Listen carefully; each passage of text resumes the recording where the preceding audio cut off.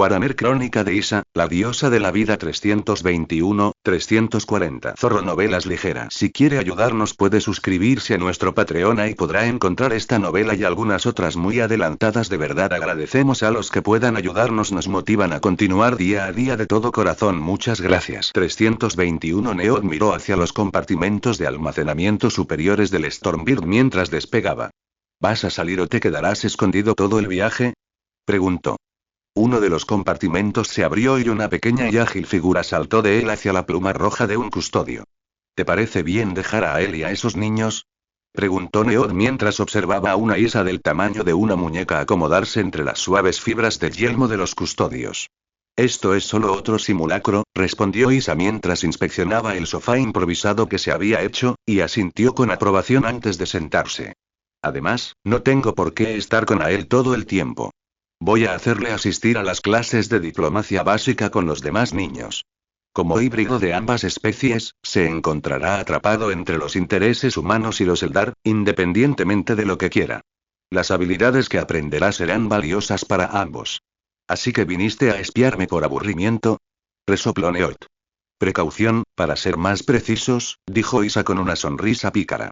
Este fue el primer paso importante que has dado para cambiar de rumbo. Quería ver qué pasaría con mis propios ojos. ¿Y cuál es tu valoración? Es un paso en la dirección correcta. Isa le dedicó una fría sonrisa.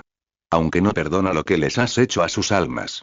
La boca de Neod se dibujó en una línea amarga mientras se giraba hacia donde estaban los guerreros del trueno, muy por debajo del Stormbird en ascenso. Su visión de disformidad observó cada una de sus almas, marcadas con una marca muy familiar. La marca del dios del caos, del odio y la sangre, dibujada con tinta dorada. Eran el siguiente paso en mi plan, dijo Neod en voz baja mientras se volvía hacia Isa. La salvación de la humanidad a costa de todo lo demás. Isa suspiró. Le quitan el poder a la marca y a su dueño, pero sus acciones están intrínsecamente ligadas a ti y al imperio. Sus leyendas y hazañas se hacen tuyas mediante propaganda e imágenes. Fueron su primer experimento para ver si la humanidad podía usurpar con éxito los poderes ruinosos. Isa se comunicó por telepatía. Pero la guerra sola no es suficiente, dijo Neod con cansancio. Todo aspecto del mal, del caos, tenía que ser mío. Le transmitió el pensamiento mentalmente, incapaz de expresarlo incluso cuando no había nadie más a su alrededor que los custodios e Isa. Ya veremos, dijo la diosa en voz baja, con los ojos ligeramente entrecerrados, como si evaluara al emperador. Pero esos planes han cambiado, ¿no?, dijo Isa tras un breve instante, apoyando la barbilla en la mano mientras le dedicaba a Neod una sonrisa cómplice. Habían llegado al límite de lo que podían hacer, según tu plan original. Su legado debía ser continuado por las nuevas legiones. Lo eran, asintió Neod. Tienen un límite en su capacidad de hacer, un límite en su capacidad de encarnar, y repararlos habría sido más costoso que destruirlos. La cura que ofreció a los guerreros del trueno utilizaría las glándulas progenoides de sus nuevas legiones. Era la única manera de asegurar que su fisiología volátil pudiera mantenerse con un nuevo suministro de células madre de las glándulas. Neod originalmente tenía la intención de utilizar estas glándulas para comenzar la producción en masa, pero eso tendría que retrasarse por el momento. Como mínimo, militarmente, no sufriría mucho. Los guerreros del trueno eran más fuertes y rápidos que los miembros de sus nuevas legiones. Carecían de flexibilidad táctica y estratégica. Sin embargo, las guerras de unificación les habían proporcionado a él y a Baldor amplia experiencia para sortear esa limitación. Son una expresión puramente epicúrea de la guerra. Isa sonrió con tristeza. Los soldados normales suelen librar la guerra por una de dos cosas: los ideales y las virtudes del estoicismo o el materialismo epicúreo. Vi a mis propios hijos luchar por patriotismo, filosofía o moral abstracta. Los vi ir a la guerra por recursos materiales, placer hedonista y sueños expansionistas. Tus catequis pertenecen firmemente a esta última categoría, pero solo en su forma más baja. Disfrutan matando. No tienen otro oficio para ganarse la vida. No tienen otra forma de justificar su propia existencia. La guerra es lo único material que los mantiene vivos, por lo que no les queda más remedio que seguir librándola. Lo sé, respondió Neod con cierta irritación. Lo sé, susurró con dolor esta vez. Isa hizo una pausa, dejando que el Neod se calmara. El dios de los héroes recogió todas las almas segadas por sus guerreros del trueno, incluidas las suyas.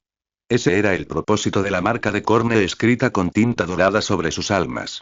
Él sabía lo que habían vivido, lo que pensaban y lo que sentían hasta el momento de su muerte. Lo siento, se disculpó Isa. Fue un acto de venganza por mi parte traer a la memoria recuerdos tan dolorosos. Tú conoces tus pecados mejor que nadie.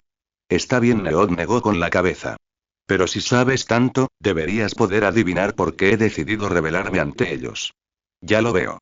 Los ojos plateados de Isa se entrecerraron al contemplar el rostro del emperador. La muerte de tu religión. Neot ahogó un suspiro ante sus palabras. La verdad imperial no es una religión. Es una fe sin Dios, dijo irritado. Yo seguiría llamándolo religión, resopló Isa. No eres precisamente un ser humano normal. Si la diferencia entre fe y religión radica en si el objeto de la creencia es mundano o divino, entonces la verdad imperial es sin duda una religión que gira en torno a ti. No lo es, respondió Neot sin rodeos. Excelencia humana, culto a la ideología científica y nacionalismo. Esos son los tres principios fundamentales que usé para forjar la verdad imperial. La fe es solo la acción de creer en un objeto. Ese objeto puede ser una persona, una nacionalidad o incluso una idea. Sin embargo, de todos los objetos, los sobrenaturales son los que infunden los vínculos más fuertes. La fe en una persona puede fallar si esa persona demuestra ser indigna. La fe en una nacionalidad puede flaquear cuando analizamos sus limitaciones o observamos otras formas de vida. La fe en un ideal requiere un estoicismo que no muchos pueden mantener frente a la realidad. Solo los objetos abstractos, ilógicos e incuestionables pueden mantener un vínculo que resista cualquier adversidad. Un vínculo que ignore cualquier escrutinio. Por supuesto, construir ese vínculo es tan difícil como romperlo. Sin embargo, el símbolo de los tres eres tú, lo reprendió Isa. Te has forjado un culto a la personalidad. Sin embargo, eres sobrehumano, incluso para los estándares de la humanidad genéticamente mejorada. Por lo tanto, pase lo que pase, la verdad imperial es una religión. Quizás, Neota sintió con amargura. Al menos, declara categóricamente que no soy un dios. Isa dejó escapar una risa estridente, como el canto de un pájaro en primavera. Te tratarán como tal de todas formas. Dijo, tras recuperarse de su ataque de risa. Hacer que alguien no crea es tan difícil como hacerle creer desde el principio. Una sola línea, por muchas veces que se repita, no cambiará eso. Era necesario, resopló Neot. Ya lo sabes. Sí, el rostro de Isa se tornó más sombrío, casi compasivo. Sé por qué lo hiciste, y también por qué convertiste la verdad imperial en una religión antitética a la de las demás. Neot guardó silencio. Isa conocía todas sus razones y excusas. Simplemente lo confrontaba con lo que ya sabía, obligándolo a reconsiderar sus acciones. Tenías que tener especial cuidado de destruir cualquier otra religión que encontrarás. De lo contrario, la verdad imperial se pervertiría en una religión manifiesta en lugar de una implícita. Isa comunicó el pensamiento por telepatía, manteniendo a los custodios a bordo al margen. Y, por supuesto, estaba el otro beneficio de reclamar el monopolio de los pensamientos y emociones de cada humano que encontrarás. Eso fue un efecto secundario. No deseo que me adoren, solo que me obedezcan. Neot recordó.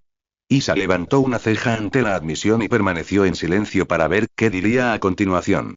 La fe fue un atajo hacia mis objetivos, dijo Neot con amargura. A pesar de los defectos de todas las religiones, no puedo rebatir sus estadísticas. Dicen que se puede ver el rostro de Dios a través del sufrimiento, y hay algo de cierto en eso. La voz de Isa era cínica. Como deidad que era sacada rutinariamente del mar de las almas cuando el sufrimiento de sus hijos era mayor, el dicho también era dolorosamente cierto para ella. Las comunidades con religión sobreviven más tiempo que las que no la tienen en tiempos difíciles, continuó Isa con un tono más pragmático.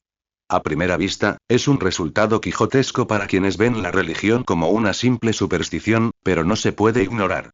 Lo sé, y es un hecho frustrante. Neot negó con la cabeza con tristeza. La fe une a las comunidades. Les da algo en lo que todos pueden estar de acuerdo, por muy incorrecto que sea. Eso por sí solo genera un sentido de comunidad, un sentido de cooperación. También permite tomar decisiones difíciles sin justificación ni razonamiento. Hombres y mujeres han cometido estupideces increíbles en nombre de los dioses, pero eso también significa que pueden verse obligados a hacer cosas que no comprenden por la misma razón. Eso es útil, sobre todo cuando la rapidez y la acción son urgentes. Y tus razones son realmente difíciles de entender, dijo Isa burlonamente. Neot resopló. ¿Crees que me escucharían si supieran todos mis planes? Preguntó retóricamente. No, la mayoría no lo haría, admitió Isa en voz baja. Si eso ocurriera, tendrías que considerarlos inhumanos. La humanidad no es intrínsecamente buena ni mala. Si bien algunos podrían entusiasmarse ante la oportunidad de unirse al camino dorado del emperador, muchos sentirían igual repulsión por la idea.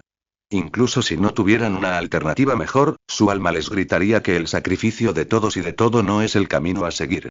La Gran Cruzada y el Camino Dorado exigirán muchos sacrificios. Sacrificios que muchos no comprenderán. Incluso si lo hicieran, muchos no tendrían la fuerza para hacerlos. Neo dejó escapar un suave suspiro. No me hago ilusiones sobre la naturaleza de la humanidad. Necesitarán algo en lo que creer para seguir adelante. De ahí la necesidad de la verdad imperial. Una fe sin Dios. Una fe que infunda fe en la excepcionalidad humana, el conocimiento y el destino manifiesto. Una fe que justifique los actos más sangrientos, las hazañas más oscuras y los costos más dolorosos en aras de un sueño dorado. Mi sueño. El sueño de una galaxia para la humanidad. Utilitario como siempre, dijo Isa con un suspiro cansado. Luego le dedicó a Neot una sonrisa más amable. Pero tus planes han cambiado, le dijo telepáticamente. Neot asintió. Antes, no podía arriesgarme a que me llamaran Dios, pensó. No podía arriesgarme a que me incorporaran a ninguna fe ni religión. Ya tengo una fe que debo aceptar, y no puedo arriesgarme a que me sumen a otra. Como emperador, puedo ser mortal, pero mi leyenda debe estar bajo mi control directo. De lo contrario, mi imagen, mi significado, mi camino podrían alterarse de maneras que parecerían haber sido siempre así. Neop frunció el ceño a lo lejos. En dirección al cuarto planeta rojo óxido desde el sol. La única fe que puedo permitir es la del dios máquina, pensó con amargura. Es una religión castrada, obsesionada con la recitación de códigos binarios y protocolos en lugar de himnos o alabanzas sin sentido. Por lo tanto, actuar como el omnisía de esa religión, en el peor de los casos, me llevaría a obsesionarme aún más con el conocimiento, pero eso no es una gran diferencia con lo que ya soy. ¿Y ahora? Preguntó Isa mentalmente. Puedo permitirme un poco de equipaje extra, respondió Neot con una leve sonrisa. Malcador me ha pedido que considere ser más indulgente con la religión. ¿Y esta manifestación es parte de ello? Los Karejis ya no creen en la humanidad. La marca en su alma y todo lo que han vivido los lleva a creer en la supervivencia del más apto, y nada más. Necesitaré que crean en algo más grande para romper esa visión prejuiciosa del mundo. De ahí esa demostración de poder casi grosera, rió Isa. ¿Qué mejor manera de convencer a un ejército de que no son necesarios? Neot se encogió de hombros. Neot había desmentido su creencia de que eran simples armas. No pudieron llegar a esa conclusión cuando él mismo lo dijo y demostró lo que podía hacer. También había cambiado su perspectiva de él, de tirano mortal a deidad incognoscible. Su marca también los hace resistentes a todo lo relacionado con la hechicería, añadió. El odio devorador de Corner rechaza cualquier intrusión inmaterial en su ser, incluida la mía. Era un rasgo útil contra la gran cantidad de psíquicos tecnobárbaros de Terra. Sin embargo, por eso necesitaban una demostración física para convencerlos. De ahí mi uso de la tradición cronométrica Necrona. Eso no durará mucho, advirtió Isa. Los mortales solo soportan el misterio por un tiempo. Déjalos esperando, y el asombro que sintieron se olvidará por apatía o se convertirá en una obsesión demencial. Lo sé, asintió Neot. Les mostraré un mundo por el que vale la pena luchar. Neot miró a lo lejos, hacia la mayor población de humanos de la zona. Les permitiré que piensen en mí como quieran. Si quieren verme como un dios, lo permitiré. Para quienes deseen seguir religiones más tradicionales, he ordenado a Malcador que comience los preparativos con cambios en la Lex Imperialis. Una expresión sombría cruzó el rostro de Neot. Cuando la etnarquía sea derrocada, renunciaré a mi persecución religiosa. Les permitirás creer lo que quieran, incluso lo que piensen de ti. No había ni una pizca de sorpresa en la voz de Isa. Demasiadas cosas se enredaban en la paradoja de un dios que negaba su propia existencia. La mejor manera de volver a la normalidad era permitirles actuar por su cuenta. Neot aflojaría su control sobre la humanidad, devolviéndoles parte de la autonomía que les había arrebatado como emperador. Libertad de religión, asintió Neot. Sí, la restauraré, pero este imperio seguirá basándose en la ciencia y el conocimiento. Su tono sonó un tanto frívolo y snob al decirlo. Isa suspiró para sus adentros. A Neot, personalmente, todavía le disgustaban la religión y las deidades como conceptos. Por hipócrita que fuera, esa era su opinión al respecto. Bueno, al menos es una mejora, pensó Isa para sí misma. Usaré la fe como herramienta cuando la necesite. Confiaré en los milagros y en mi divinidad cuando sea necesario, continuó Neot, e Isa sonrió cortésmente mientras contenía el impulso de pellizcarle la nariz o tirarle de la mejilla por la flagrante doble moral. Sin embargo, la práctica de la religión organizada por parte de todos los demás será tratada como cualquier otro lujo innecesario. Los diezmos serán ilegales. Las donaciones serán grabadas como ingresos. Las iglesias y los templos no recibirán un trato diferente al de cualquier otro edificio. Lo que ocurra en el hogar de una persona no me incumbe, pero cuando la religión trascienda las creencias personales, será regulada como cualquier otra actividad pública. ¿Estás dispuesta a correr el riesgo? Preguntó Isa con los ojos entrecerrados. ¿Volver a confiar en la humanidad? La libertad de religión significaba que existían vías para que todo tipo de entidades se infiltraran en la sociedad que Neot estaba creando. No solo se refería a seres del Inmaterium. Muchos charlatanes y estafadores habían usado la religión para robar a los ignorantes y desesperados. Siempre he corrido riesgos, dijo Neot con una sonrisa cansada. Además, habrá señales si algo del Inmaterium intenta afianzarse en mi imperio. Las creencias sin acto son tan vacías como el vacío. Si alguno de los cuatro se aprovecha de mi indulgencia, habrá pruebas físicas de sus enseñanzas. Malcador se encargará de los intrusos más mundanos que intenten aprovecharse de mis ciudadanos. Isa inclinó la cabeza con curiosidad. Para encontrar pruebas de su corrupción se necesitaría una gran red comunitaria dentro del imperio. Una red de seguridad social que proteja a quienes tienen más probabilidades de caer en sus garras. Lo hará, sintió Neot. Tendré que llegar al rincón más oscuro de las ciudades Colmena y asegurarme de que el imperio también esté representado allí. Sus rasgos se volvieron más serios mientras pronunciaba las siguientes palabras. Es por eso que necesitaré purgar a mis enemigos políticos en la rama legislativa del imperio. Esa era la parte de su plan en la que había involucrado a Our. Sin embargo, no tenía intención de dejarle todo al antiguo señor de Zafranat. Sus enemigos solo se dejarían ver cuando creyeran que podían recuperar el control del planeta para él, y el dinero no sería suficiente. Los viejos líderes temen perder el poder y obstaculizarán cualquier proyecto que empodere a las clases bajas, continuó Neot, sin entrar en detalles. Sin embargo, Isa podía ver los hilos del destino comenzando a enredarse en una red que atraparía a todos los enemigos del emperador, tanto mortales como inmortales. Eso está bien, respondió Isa, solo comentando lo que él decía y no lo que ella veía. Puede que tus intenciones sean utilitaristas y prácticas, pero espero ver hasta qué punto estás dispuesto a cuidar de tu gente. ¿No preguntarás por los asesinos? Preguntó Neot con cautela.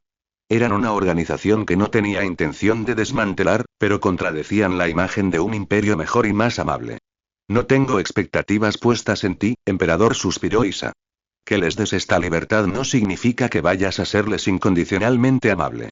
Neot asintió solemnemente y comenzó a alejarse. Sin embargo, basta, continuó Isa.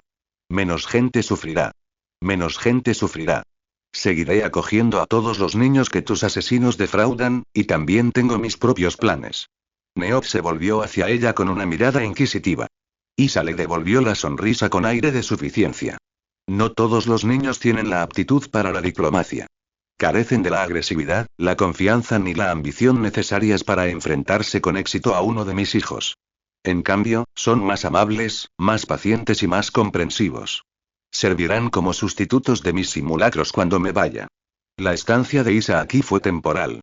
Aunque durara un par de siglos, llegaría el día en que no estaría presente para los nuevos niños. Los templos de los asesinos fracasarían.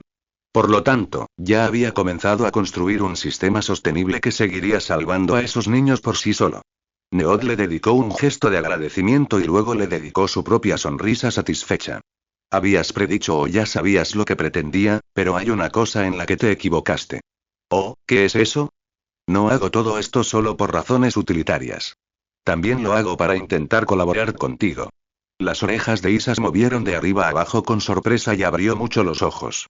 Luego, entrecerró los ojos al alzar una ceja con expresión burlona, ordenándole en silencio que continuara su explicación. Tus leyendas te representan como una diosa de la misericordia y la justicia. Neot se encogió de hombros. Las enseñanzas de tus templos hablan de la importancia de la armonía social y la cooperación. Por eso, he intentado adoptar esos rasgos en mi propio imperio siempre que he podido. Ya, veo, respondió Isa, sin saber cómo reaccionar. Aprobaba los cambios propuestos, pero que le dijeran que los hacía en parte por respeto le causaba una picazón. Siéntete orgulloso, Neot, dijo finalmente con un sorbo de orgullo, decidiendo tomárselo con la mayor remilgo posible.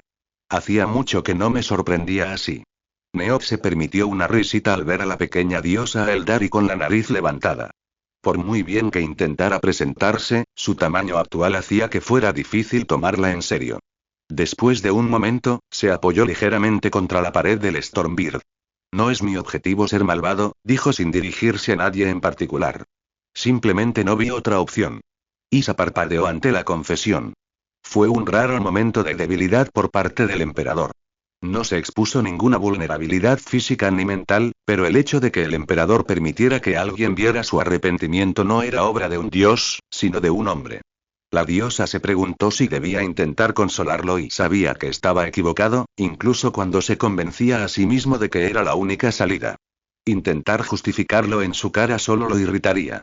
Esta era su cruz, y no la soltaría. Sin embargo, al no estar ya incoherente con la locura, no podía simplemente sufrir en silencio. Ese era el origen de esas palabras. La humanidad fue grandiosa en su momento, dijo Isa finalmente en voz baja. Puede que no haya sido perfecta, pero hubo una época en que su especie se acercaba a su sociedad idealizada, basada en el conocimiento, la innovación y la curiosidad. Siempre tuvo potencial, y mientras la humanidad exista, podrá intentarlo una y otra vez. Hubo un momento de silencio, llenado solo por el rugido de los motores del Stormbird. Tenemos mucho trabajo por hacer, dijo finalmente Neot. En poco más de 2 años, algunos Karejis estarán listos para retirarse. Tendremos que perfeccionar las tecnologías y los métodos para que puedan incorporarse a la vida civil para entonces. Bien, asintió Isa. Prometí ayudarte con esto, y la palabra de una diosa no se rompe a la ligera. Neot le dedicó una leve sonrisa. Expresó el mismo sentimiento que Erda solía intentar sermonearlo. Francamente, no lo creía del todo. Los dioses y diosas seguían siendo creaciones de mentes mortales. Eran tan efímeros y poco fiables como la especie que los engendró. Cambiaban con el tiempo, pero actuaban como si siempre hubieran sido así. Puede que no fuera intencional, pero así eran. Pero eso lleva cientos, si no miles, de años y, pensó Neot. Puedo confiar en esta promesa al menos durante 2. Por cierto, preguntó Neot con expresión más severa. ¿Cuánto tiempo vas a estar ahí sentado? A pesar de saber que sus custodios no sentían emociones, el custodio en cuestión no parecía divertido con la pequeña hada sentada en su cabeza.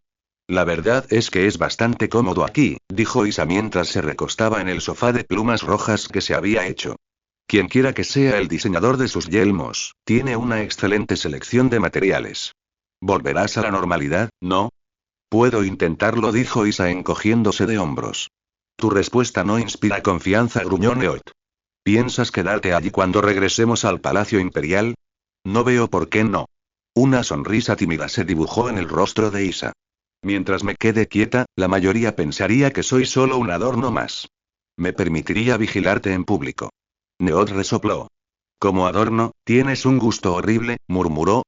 Lo dice el hombre que todo lo pinta de oro, replicó Isa.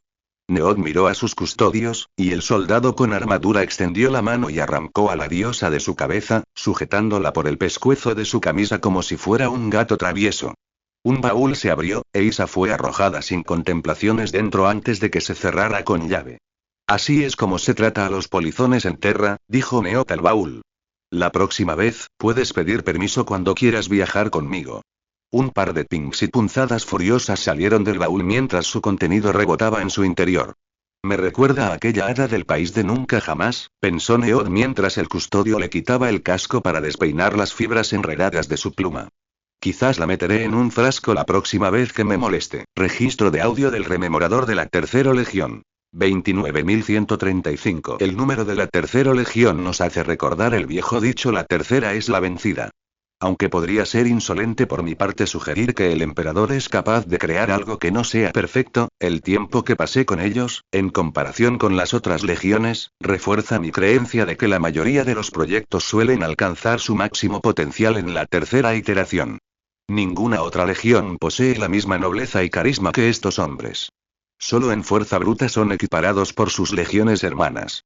Sin embargo, el mayor poder de un hombre no reside en su cuerpo, sino en su mente. De todas las creaciones del emperador, creo que solo ellas encarnan verdaderamente su visión del futuro. Pero como todo, la tercera legión tiene sus propias limitaciones. Los candidatos a la legión son muy limitados. Solo mi provincia natal, Europa, ha tenido la lealtad y la fortaleza de carácter necesarias para proporcionar continuamente hijos de tan alta calidad, educados en las más altas cortes del país en materias tan trascendentales como la filosofía y la teoría militar práctica. Pensándolo bien, la naturaleza discriminatoria del reclutamiento de la tercera legión podría ser para bien. Los beneficios de seleccionar solo lo mejor de la humanidad se hacen más evidentes al comparar su desempeño con el de la octava legión. Solo puedo suponer que el emperador los creó para reciclar la escoria y la inmundicia verdaderamente inservibles de la humanidad. O eso, o el amor y la misericordia del emperador hacia la humanidad se extienden mucho más allá de lo que puedo imaginar. Donde un hombre inferior abandonaría a tales malhechores a su propio infierno, el emperador ofrece la salvación mediante el servicio. En cualquier caso, este registro de audio pretende registrar las hazañas de la tercera legión. Su objetivo es destacar sus logros y subrayar ante sus detractores por qué merecen el favor del emperador, entre todos los demás. De todas las legiones, la tercera es la única que se ha integrado con éxito en el ejército imperial. En cada campaña que han liderado, escucharán historias de sus miembros luchando codo con hombres y mujeres en el terreno. Esto dista mucho de las prácticas habituales de las otras legiones, que o bien se adelantan a las tropas no mejoradas o las relegan a tareas menores muy por detrás del frente. Consideraría tal abandono y mimos como una falta al deber, pero el emperador es mucho más paciente y generoso que yo. No se han reprendido a las demás legiones por no haber utilizado su biología avanzada y entrenamiento como el emperador pretendía. Esas legiones deberían estar agradecidas por esta indulgencia. Sin embargo, en su ignorancia, les he oído expresar la opinión de que el emperador muestra favoritismo hacia la tercera legión. Favoritismo y ¿qué? ¿Qué favoritismo hay en su justo juicio? ¿Por qué no dar a quienes destacan en lo que hacen las tareas más pesadas y los mayores trabajos? Pero este no es el momento de discutir las fallas de las otras legiones. Todo comenzó durante la limpieza antártica, cuando la tercera legión aún estaba en sus inicios, al igual que mis abuelos. La campaña se considera oficialmente una victoria del grupo de ejércitos Antilles, pero fue la tercera legión la verdadera artífice de su éxito. Incluso este pequeño engaño en los registros imperiales es parte de la razón por la que son una legión única. Campaña antártica. Rylanor abrió y cerró las manos varias veces dentro de los guantes. Sus nuevas cicatrices quirúrgicas le dolían ligeramente con el frío, incluso bajo las gruesas capas de tela y malla que componían su traje de neófito. Podría aislarse del dolor si quisiera, pero no lo hizo. La idea de volverse completamente insensible le helaba el alma de una manera distinta a la de los elementos que lo rodeaban. No soy un custodio, pensó Rylanor mientras seguía marchando por la nieve. Detrás de él estaban los hombres y mujeres del 18 batallón del 15 pelotón del grupo de ejércitos Antilles. Más de media docena de hombres y mujeres caminaban penosamente por la nieve con gruesos abrigos blancos, guantes y botas. Trineos cargados con pesadas ametralladoras y cohetes eran arrastrados a mano. Rylanor concentró el oído tras él, monitoreando la velocidad de marcha, atento al crujido constante de la nieve compactada bajo sus botas. Tras unos minutos escuchando, Rylanor respiró hondo por su rebreater y se dio la vuelta. Su ritmo de marcha había disminuido ligeramente, probablemente debido al cansancio y a los menos 40 grados que se filtraban a través de sus gruesos pantalones y chaquetas. Estaban un poco lejos de su punto designado, pero mantener el ritmo actual podría no ser lo mejor. El 15º pelotón se detuvo cuando vieron al gigante de 2 metros que los lideraba interponiéndose en su camino. Solo necesitan unos minutos para recuperar el aliento, pensó Rylanor. Y un recordatorio de por qué hacen esto. La moral era un recurso invisible en el campo de batalla, y su pérdida podía aplastar a un ejército más rápido que cualquier ataque. «Llamen», ordenó Rylanor, y esperó a que los hombres y mujeres se formaran frente a él. Una vez formados, Rylanor se desabrochó el respirador y se quitó el casco. Los discursos se daban mejor cara a cara. Si soportar el frío intenso durante unos minutos podía inspirar a los hombres y mujeres que tenía delante, valdría la pena la incomodidad. Entiendo que se han visto obligados a marchar más lejos que todos los demás pelotones del 18 batallón, comenzó Rylanor, reconociendo su fatiga. Sin embargo, me gustaría que comprendieran la importancia de esta campaña. Sus ojos mejorados recorrieron a cada uno, observando el pequeño subir y bajar de sus pechos, monitoreando sus niveles de agotamiento a partir de lo fuerte que respiraban. 3 minutos, pensó Rylanor. Así de largo tiene que ser este discurso para que recuperen el aliento. El agua es una necesidad común para toda la vida, dijo Rylanor mientras evaluaba la salud del pelotón. Con la expansión del imperio, se necesitarán mayores volúmenes para beber y producir alimentos. El racionamiento ya ha comenzado en las zonas más urbanizadas, pero esta escasez actual podría convertirse en una sequía total si no logramos proteger el hielo antártico bajo nuestros pies. Rylanor dio un suave pisotón para enfatizar el punto. La Antártida es una de las mayores fuentes de agua potable. El frío extremo de esta región ha preservado el permafrost bajo las capas superficiales de lluvia radiactiva. A diferencia de los pozos de sus países de origen, esta agua está compuesta íntegramente de agua normal. Pueden beberla cuanto quieran sin necesidad de centrifugarla. Sin embargo, las inteligencias abominables dejadas por guerras antiguas también se han preservado gracias al frío. Todas están armadas con un emisor de pulsos electromagnéticos, además de armamento más convencional. Por eso debemos llevar a cabo esta campaña únicamente con infantería y armas portátiles. Nuestras armas pequeñas no activarán su emisor, mientras que un batallón de tanques o una brigada de aviadores quedarían inutilizados por sus armas. Estas inteligencias abominables deben ser desmanteladas antes de que nuestras barcazas aéreas y plataformas de perforación puedan comenzar a extraer el hielo para el uso de los ciudadanos del imperio. Rylanor hizo una pausa, permitiendo que los hombres y mujeres que tenía delante asimilaran la importancia de esta misión y por qué debían luchar a pie.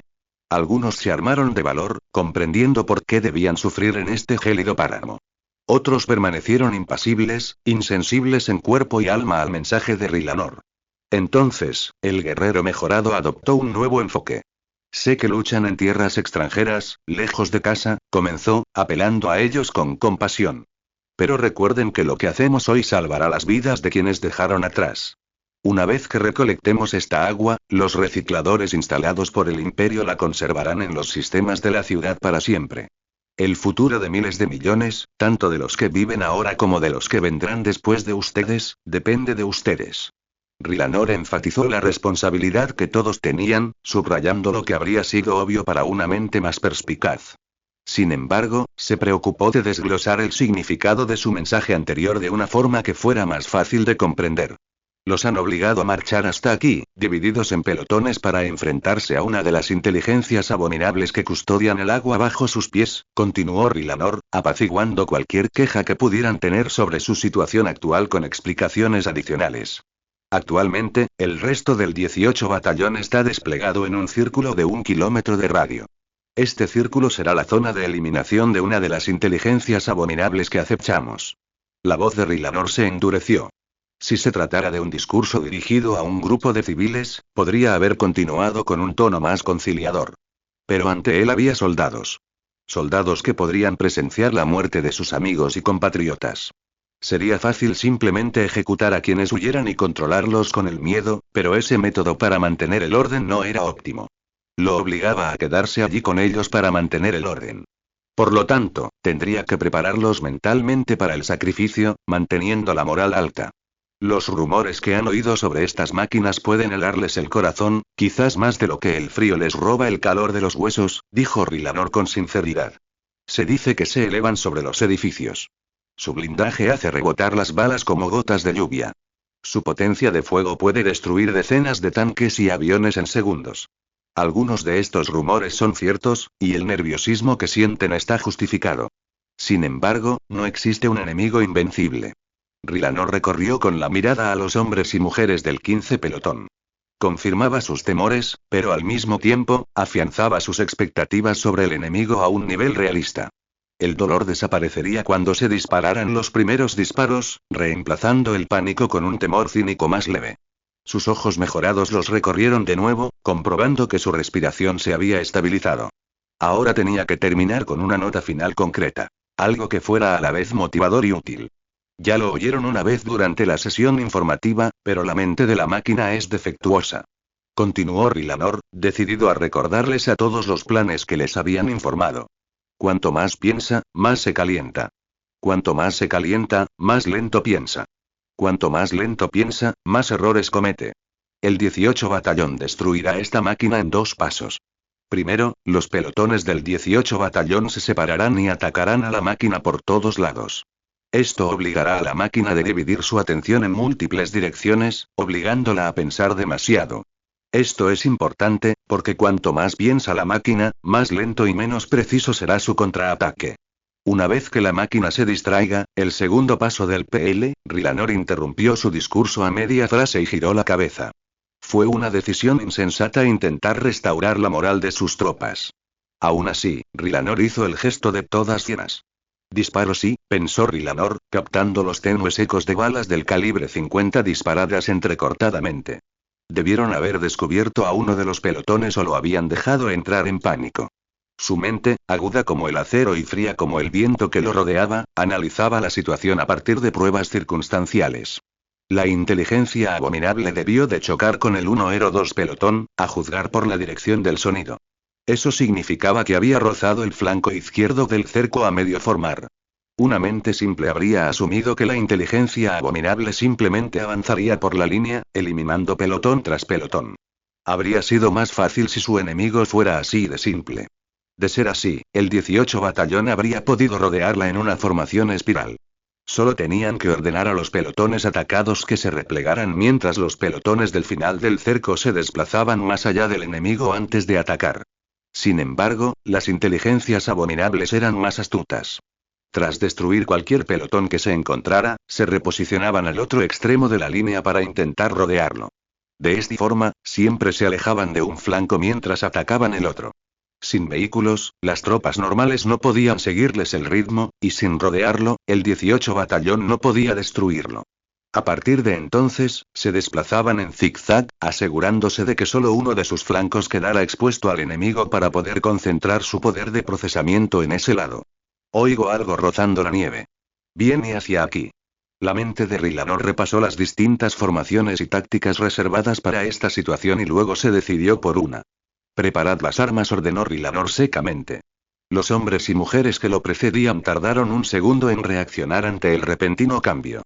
El tono cálido pero severo que había usado antes había desaparecido. En su lugar, una voz tan fría que parecía una navaja apretada contra su cuello.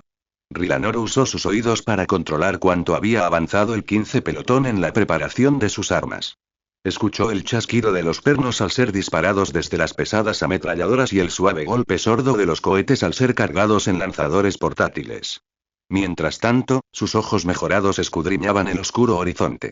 El polo sur del planeta estaba de espaldas al sol esta temporada, y los vientos habían levantado la nieve tóxica hasta convertirla en una pequeña ventisca. La visibilidad era baja, pero los ojos de Rylanor encontraron la máquina que se acercaba a ellos en la oscuridad borrosa. Era del tamaño de una casa pequeña con 8 patas gruesas. Los músculos sintéticos de plastiacero estaban ocultos tras una gruesa armadura angular. Su cuerpo dodecaédrico estaba posado sobre una base giratoria. No tenía cabeza. En su lugar, tenía pequeñas protuberancias en sus 12 lados. Estas contenían los sensores y las cámaras que usaba para ver y oír.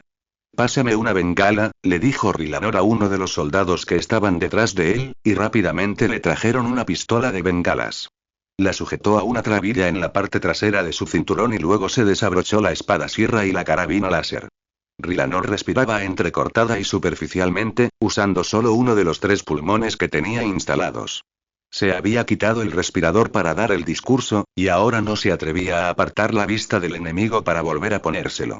Respirar así era doloroso, pero aislar la contaminación tóxica de sus entrañas en un solo pulmón a la vez le permitiría respirar durante más tiempo sin ella. 50 minutos, Rylanor calculó el tiempo que le quedaba antes de que sus 3 pulmones fallaran. Dispara la bengala de ataque total, ordenó Rylanor, y un par de soldados con gabardinas blancas descargaron un largo tubo similar a un mortero de uno de los trineos. Lo apuntaron hacia arriba, y uno de ellos tiró de una cuerda que salía de su base. Un pequeño cohete se elevó hacia el cielo, emitiendo un resplandor rojo sangre mientras 2 gritos, uno agudo y otro grave, salían de los silbatos integrados en sus aletas estabilizadoras. Comiencen el apoyo directo a mis objetivos cuando empiece a disparar.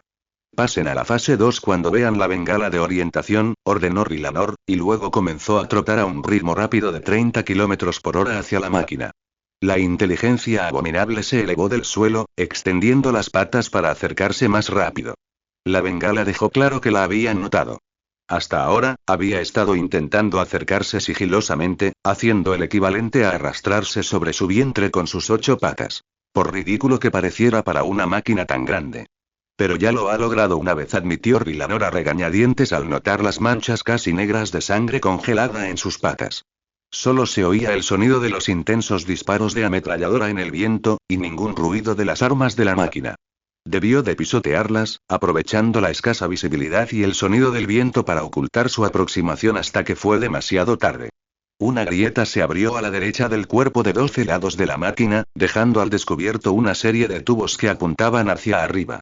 Se oyeron 4 golpes sordos cuando los sistemas de lanzamiento fríos expulsaron 4 misiles idénticos de sus silos. Entonces, los 4 encendieron sus motores y se dirigieron hacia Rylanor y el 15 pelotón. Cazadores asesinos, y observó Rylanor, mientras el mundo se ralentizaba al tiempo que su mente se aceleraba. No podía permitir que alcanzaran al 15 pelotón. Aunque los misiles no los aniquilaran, suficientes bajas les desmoralizarían. Rylanor disparó su carabina láser desde la cadera mientras corría. Los 2 primeros disparos se desviaron al ajustar la puntería, y el tercero impactó al misil más atrás, justo en la punta. 3 rayos láser más impactaron antes de que la carcasa blindada cediera y su ojiva detonara. Flechetes antiaéreos. Observó cómo la explosión se expandía lentamente. Sus ojos, reforzados, percibieron el destello plateado de los dardos perforantes que se extendían en la brillante nube blanca y naranja. Su carabina láser giró para enfocar el misil más adelantado, apuntando unos 10 centímetros por debajo de su punta. No se puede detonar la ojiva. La explosión ocultará los demás misiles, se recordó Rylanor mientras apuntaba al sistema de guía del Hunter-Killer. 3 disparos, y se abrió un agujero en el costado del misil, del que salió humo gris al vaporizarse las obleas de silicio que componían su sistema de guía con un rayo láser. El cazador asesino, ahora descerebrado, salió disparado en una dirección aleatoria, dando vueltas y vueltas. En un solo segundo, 2 de los 4 cazadores asesinos quedaron inutilizados. Los humanos normales solo pudieron ver una serie de rayos láser disparados como si fueran una ametralladora automática por un hombre que se movía a la velocidad de un coche. Solo 2 podían reaccionar de manera táctica. Rylanor, creado genéticamente, y la mente de silicio de la inteligencia abominable. El segundo y el tercer Hunter-Killers se curvaron en el aire, girando hacia Rylanor. El segundo ocultó al tercer Hunter-Killers tras él, asegurándose de que Rylanor no pudiera eliminarlos uno por uno. Hizo una mueca al ver a la máquina adaptar sus tácticas. Ratatata. Proyectiles trazadores de color blanco llameante volaron por encima, rociando el aire alrededor de los 2 Hunter-Killers, mientras el ametrallador pesado del 15 pelotón abrió fuego. Los cazadores asesinos redujeron su altitud, eludiendo la lluvia de balas que se acercaba. Luego continuaron su avance hacia Rylanor, rozando el suelo y creando columnas de polvo a su paso. Una leve sonrisa se dibujó en los labios de Rylanor. El 15 había seguido sus órdenes y había disparado a los objetivos. Exhaló brevemente, concentrando su mente y aquietando sus pensamientos como lo hacía durante los duelos de práctica con sus hermanos. Cada paso que debía dar, cada giro que debía dar, se presentaba ante él con una claridad impecable. La carabina láser en su mano izquierda emitió una serie de chasquidos como de látigo mientras la espada sierra en su mano derecha rugía. Una bola de luz blanca cegadora estalló cuando el segundo Hunter-Killer detonó prematuramente, ocultando a Rylanor y al tercer Hunter-Killer de los ojos y sensores del otro. Los órganos genéticamente mejorados entraron en acción, pasando de trotar a 30 km por hora a correr a 40 km por hora en un segundo. Rylanor sostuvo su espada sierra al frente, usándola como escudo para la cabeza y el torso mientras se agachaba para correr. La bola de fuego, que se expandía, escaldó su carne genéticamente modificada, pero células nuevas reemplazaron la epidermis dañada casi instantáneamente. La piel quemada se desprendió como una quemadura solar. Mantuvo la mandíbula floja y los pulmones vacíos mientras la onda expansiva lo atravesaba, ignorando el estallido de capilares y otros vasos sanguíneos menores al ondular su carne con la fuerza de la conmoción. Flechetes perforantes rozaron y perforaron las extremidades de su cuerpo. Sin embargo, las que habrían impactado en su cabeza y torso rebotaron en sus gruesas hombreras y los dientes giratorios de la espada sierra que sostenía frente a él. Ahora, pensó Rylanor, saltando hacia arriba al ver aparecer al tercer cazador asesino a centímetros de él. Había superado las expectativas de la máquina, alcanzándolo antes de que pudiera detonar su ojiva. Su espada sierra cortó por la mitad al cazador asesino, separando la ojiva del motor cohete. Entonces, el cazador asesino y el guerrero genéticamente mejorado volaron uno junto al otro. Ambos rodaron por el suelo, impulsados por el impulso. ¡Bum! El último Hunter Killer explotó, enviando una nube de polvo y humo al aire. Rylanor ya corría hacia la inteligencia abominable de nuevo. Su carabina láser restalló como un látigo, enviando rayos láser que se disiparon sin causar daño contra la armadura de la máquina. Pero esos disparos no fueron en vano. Sigo aquí, dijeron los rayos láser, brillando con un rojo intenso entre el humo y el polvo que ocultaban a Rylanor del 15 pelotón. Y sigo luchando. Se reanudó el intenso fuego de los ametralladoras, que esta vez impactó al abominable inteligencia, mientras aumentaba la moral de los hombres y mujeres del 15º pelotón. Tu turno, pensó Rylanor para sí mismo, mientras corría hacia la máquina gigante. El primer combate entre ellos había terminado. El siguiente paso del duelo entre el hombre y la máquina estaba ahora en marcha.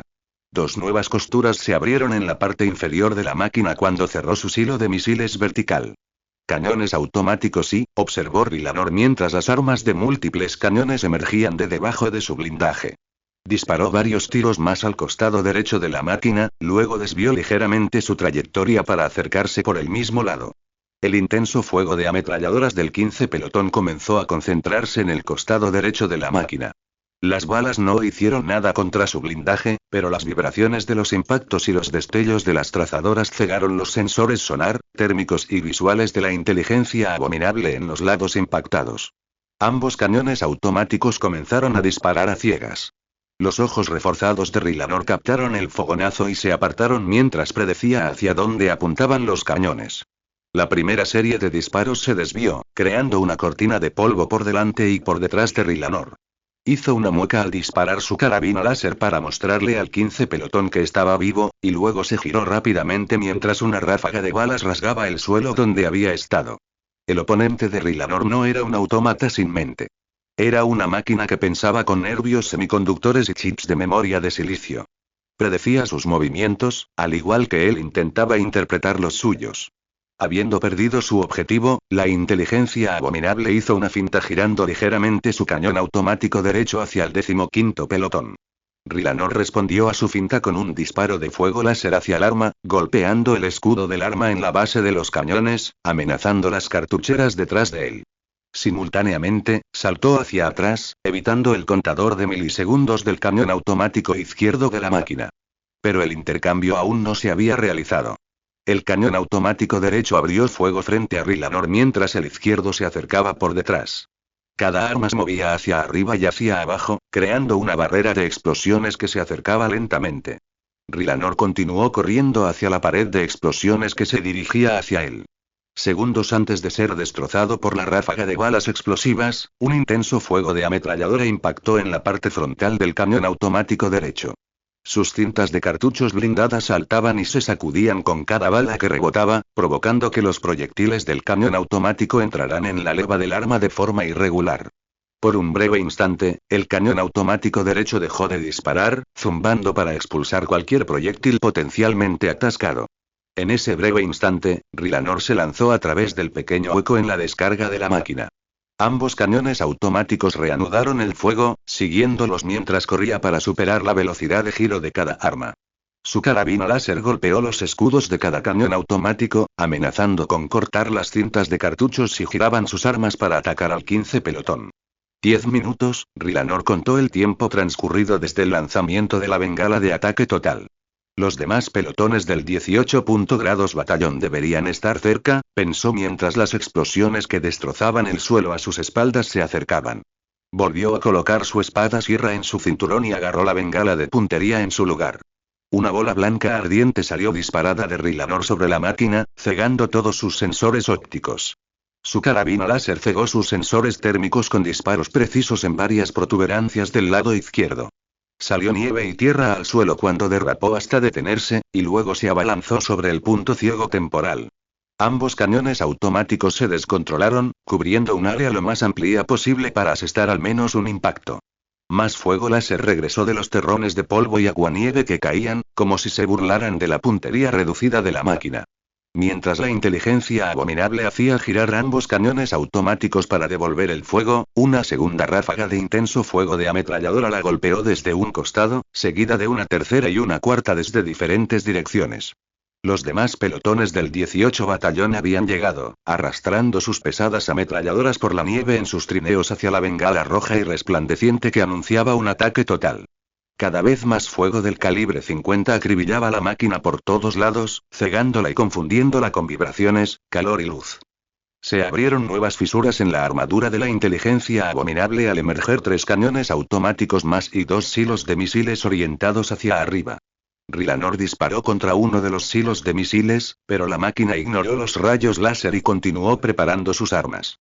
Hasta ahora, la máquina había considerado a Rylanor como la principal amenaza, pero ahora priorizaba su situación actual como el mayor peligro. Los humanos intentaban llevar a cabo algún tipo de plan, y ese plan requería cegarla y confundirla por todos lados. No sabía qué intentaban hacer, pero fuera lo que fuese, les daba la confianza para seguir bombardeándola con balas ineficaces que rebotaban en su blindaje. No había salida con solo 2 cañones automáticos, así que abrumaría a sus enemigos con potencia de fuego pura. Podría perder un silo de misiles a manos de Rylanor, pero valdría la pena destruir a todos los demás humanos que lo apoyaban. Los ojos de Rylanor se entrecerraron cuando vio que la máquina continuaba desplegando sus armas, preparándose para recibir una herida superficial para poder asestar un golpe mortal. Pero la tercera legión había estudiado el pensamiento de las máquinas. Sabían, gracias a los registros históricos de expediciones fallidas, cómo funcionaba su código. Rylanor cargó contra la máquina, invisible a sus sensores debido a la gran cantidad de fuego del calibre 50 que la impactaba desde todos los ángulos. Sus ojos ardían al observar cada inclinación, ángulo y articulación de las 8 patas de la máquina. Se lanzó sobre la primera pierna, golpeando la articulación interna con su espada sierra al pasar. Pateó la segunda y luego se lanzó para atacar a la tercera. Golpeó 5 veces en un par de segundos, haciendo que la máquina se tambaleara y sus patas se doblaran temporalmente. Todas sus armas se detuvieron mientras recalculaba rápidamente los algoritmos de puntería necesarios. Al tambalearse, una de sus 12 caras giró hacia abajo y se libró del intenso e interminable fuego de ametralladora. En ese instante, vio al humano mejorado retraer su brazo con una granada. Todas las armas de la máquina comenzaron a retroceder bajo su blindaje cuando la granada abandonó los dedos de Rylanor. Las costuras metálicas terminaron de sellarse, justo cuando la vaina fragmentada se desprendió de su blindaje. Entonces, la granada explotó, lanzando hacia atrás a la inteligencia abominable, ya desequilibrada. Se está sobrecalentando, pensó Rylanor mientras observaba cómo la máquina intentaba reequilibrarse casi como si estuviera borracha. El constante bombardeo de ataques comenzaba a confundirlo. Aunque no podían dañar su armadura, ralentizaban su cerebro al sobrecargarlo de información. Lo vio tropezar un paso más y luego saltar fuera del camino cuando golpeó 3 de sus patas donde había estado. La máquina había reevaluado sus prioridades. Los humanos a su alrededor no podían hacerle daño físico, pero Rylanor era una molestia que ya no podía ignorar. Rylanor rodó para esquivar otro pie con forma de tronco de árbol mientras la máquina lo pisoteaba con furia. Tenía la cabeza inclinada, con un rostro apuntando al suelo donde el intenso fuego de la ametralladora no pudiera cegarlo, todo para poder vigilar al humano genéticamente mejorado que era su mayor molestia. Sin embargo, incluso mientras gotas de nieve y polvo explotaban a su alrededor con cada pisada, Rylanor sonrió. De repente, se produjo una explosión y la máquina se tambaleó precariamente, interrumpiendo su ráfaga de ataques cuerpo a cuerpo para evitar caerse. Otra explosión impactó contra la máquina, seguida de otra y otra. Los equipos de cohetes habían rodeado a la inteligencia abominable mientras se distraía con el intenso fuego de las ametralladoras y el Rylanor. Los cohetes de contacto la acribillaban junto con el fuego del calibre 50. Sin embargo, a diferencia de las balas que simplemente cegaban la máquina, estos cohetes la impactaban como los puños de un boxeador gigante, zarandeándola con cada explosión y haciendo vibrar su interior a través de las placas de blindaje. Aturdida y confundida, la máquina abrió sus armas para matar a los equipos de cohetes que la rodeaban. Podría sentir que los componentes comienzan a aflojarse. Podía sentir que sus nervios de silicio empezaban a sobrecalentarse y desgastarse irreparablemente. La máquina disparó sus 5 cañones automáticos, destrozando varios de los equipos de cohetes y ametralladoras pesadas que la rodeaban. Pero los humanos no flaquearon. El ansia de batalla y la adrenalina los inmovilizaron al miedo mientras seguían disparando, incluso mientras la máquina se cernía sobre ellos, esparciendo muerte explosiva a su alrededor a una velocidad de cientos de disparos por segundo. Recargado. Andy le escuchó que su cargador, Bailey, gritaba. Explosión despejada. Gritó mientras preparaba su lanzacohetes de rodillas y apuntaba. Despejado. Gritó Mark, el tirador de reserva, y Andy le apretó el gatillo. Su cohete voló hacia arriba y explotó contra la armadura de la máquina que se balanceaba sobre ellos. Explosiones naranjas se sucedieron, haciéndola oscilar al devolver el fuego. Un par de proyectiles pasaron sobre sus cabezas, rompiendo el aire con explosiones sónicas. Recargado. Gritó Bailey de nuevo, mientras introducía otro cohete en el lanzador. Otra serie de proyectiles de cañón automático destrozó el suelo junto a ellos, mientras la máquina se balanceaba bajo el ataque. Las explosiones derribaron a Andile de costado. Se palpó rápidamente para comprobar si le habían dado, pero no sintió humedad ni calor que indicara sangre. Muévete. Gritó Mark, ayudando a Andile a ponerse de pie. Bailey ya corría, llevando los cohetes restantes en sus soportes a la siguiente posición de disparo. A su alrededor, decenas de equipos similares de 3 hombres disparaban sus cohetes y se reposicionaban entre disparos. El aire se llenó de órdenes gritadas, cañones rugientes y el silbido y el ruido sordo de los cohetes que explotaban. Estaban a solo una docena de metros de la máquina. Si se alejaban más, no podían garantizar un disparo certero. Estar tan cerca de la imponente máquina debería haberles llenado de miedo. Sin embargo, lo único que sintieron fue una descarga de adrenalina. Una ráfaga de explosiones destrozó el suelo ante ellos, y Bailey desapareció envuelto en llamas al detonar los cohetes que portaba. La explosión derribó a Andile de espaldas, por suerte, pues la ráfaga de proyectiles que mató a Bailey atravesó el aire donde se encontraba. El polvo y la nieve llenaron el aire, cegándolo mientras los proyectiles de los cañones automáticos explotaban a su alrededor. Cuando el sonido regresó a sus oídos, lo primero que escuchó fueron los gritos de Mark. «Mi pierna», gritó el hombre, agarrándose el destrozo bajo su rodilla derecha. Andile se puso de pie a toda prisa, sacando un trozo de cuerda elástica del equipo básico que les habían dado. Necesitaba detener la hemorragia. Todo lo demás era secundario. «Mierda». Mark maldijo mientras Andile ataba la cuerda sobre la herida, luego agarró el cuello del hombre una vez que terminó. «Dispara», gritó Mark mientras luchaba contra el dolor. «Dispara, maldita sea». Andile solo pudo asentir, abrumado por la adrenalina y aturdido por la explosión anterior. Corrió de vuelta a su lanzador, se lo echó al hombro y se arrodilló. «Solo tengo una oportunidad y...». El pensamiento sonó sorprendentemente sereno en medio de la cacofonía de gritos y explosiones a su alrededor. Su objetivo giraba, se balanceaba y se mecía como un barco en un mar tempestuoso, apareciendo y desapareciendo de la mira de su lanzador. Un disparo, pensó Andile mientras apuntaba a uno de los cañones automáticos de la máquina y lo observaba oscilar dentro y fuera de la retícula de puntería. Para Rylanor, los cohetes y las explosiones parecían ocurrir a cámara lenta. Podía verlos moverse por el aire, como peces que se mueven lentamente en un estanque poco profundo. Su mirada siguió el cohete disparado por un soldado solitario y sonrió al verlo impactar en el cinturón de municiones de la inteligencia abominable. Se produjo una reacción en cadena. Los cartuchos explosivos detonaron como petardos, desprendiéndolos del brazo que los apuntaba. Rylanor comenzó a moverse hacia el lado opuesto de la máquina dañada, corriendo agachado para asegurarse de permanecer lo más oculto posible. La batalla había terminado. Era solo cuestión de tiempo antes de que las tropas normales desmantelaran la máquina, pero las bajas serían elevadas. Eso no sería suficiente para una primera batalla. Este era solo el primer paso en la campaña del grupo de ejércitos Antilles, y Rylanor quería mantener la moral lo más alta posible. Por lo tanto, dependía de él asegurarse de que terminaran con una nota alta. El soldado mejorado se arrodilló en la nieve y observó cómo los equipos de cohetes alrededor de la máquina comenzaron a centrarse en el evidente agujero en la armadura de la máquina. La máquina giró su cuerpo, ocultando el punto débil del fuego enemigo, y detuvo la serie de cohetes que apuntaban a ese punto. Las explosiones consecutivas la empujaron hacia un lado. Su cuerpo dodecaédrico se inclinó hacia Rylanor, y en ese instante, este saltó. Sus manos se aferraron a los restos rotos del brazo del cañón automático y se impulsó hacia la máquina, mientras ésta giraba intentando zafarse. Una vez dentro, Rylanor se apoyó en los bordes del agujero y miró a su alrededor. No había espacio dentro de la máquina, salvo el agujero donde habría estado el cañón automático y los restos de las cajas de munición detonadas. Todo lo demás estaba cubierto por una segunda capa de blindaje, intercalada con disipadores de calor y tubos de refrigerante. Rylanor aceleró su espada sierra y la clavó de punta en la segunda capa de armadura de la inteligencia abominable.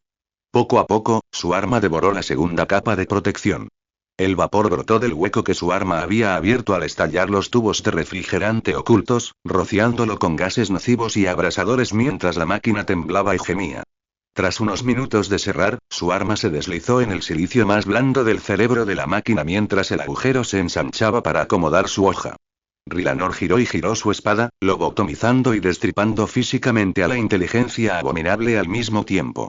Finalmente, con un último temblor, la máquina dejó de moverse. Luego cayó. Como un árbol talado, se desplomó hacia un lado, estrellándose contra el suelo y levantando polvo y nieve por el aire. Rylanor suspiró mientras sus músculos se relajaban y se recostó en las oscuras entrañas de la máquina, ahora muerta. La máquina había aterrizado con el agujero hacia abajo, enterrándolo en la nieve. Sin embargo, el interior de la máquina comenzaba a calentarse. El núcleo de energía debía de haberse dañado, ya sea durante la caída o mientras Rylanor descuartizaba las entrañas de la inteligencia abominable. Secciones de la segunda capa de armadura ya empezaban a brillar con el calor. Si conoces al enemigo y te conoces a ti mismo, no tienes por qué temer el resultado de 100 batallas, pensó con sequedad mientras empezaba a excavar para salir de la máquina, excavando un túnel a través de la nieve compactada y el aguanieve con las manos desnudas. Esta victoria se había predestinado en las salas de reuniones, sobre los cogitadores y los datapads.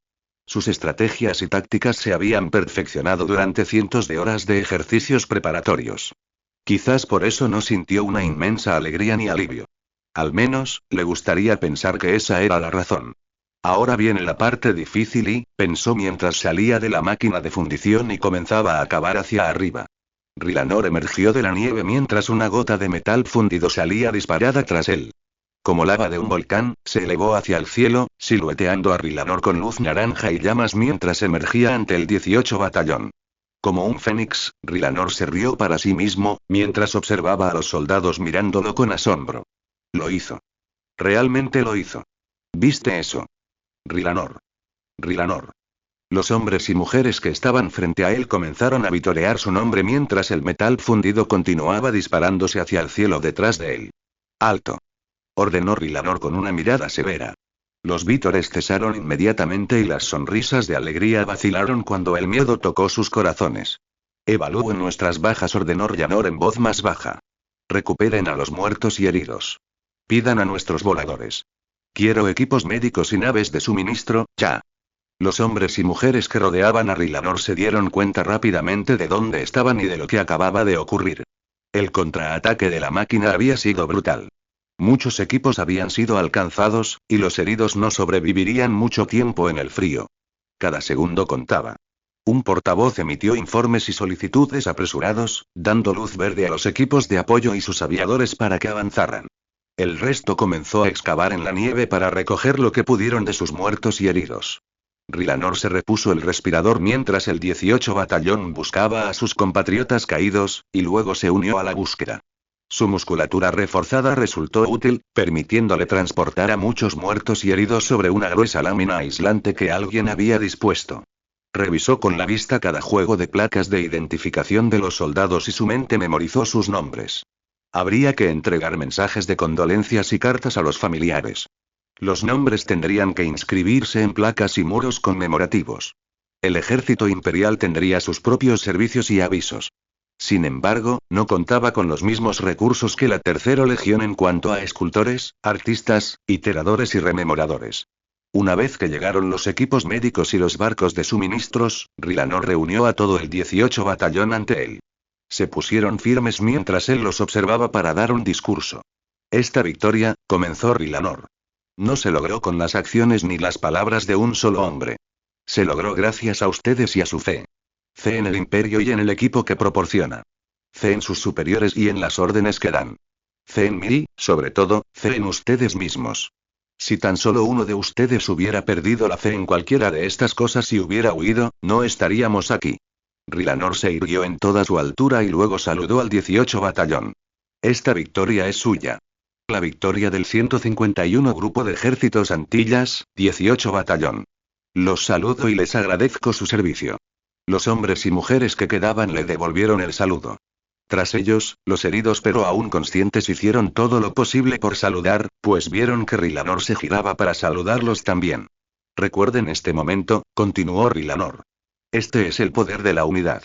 Nuestro poder. El poder de la humanidad cuando se une por un objetivo común.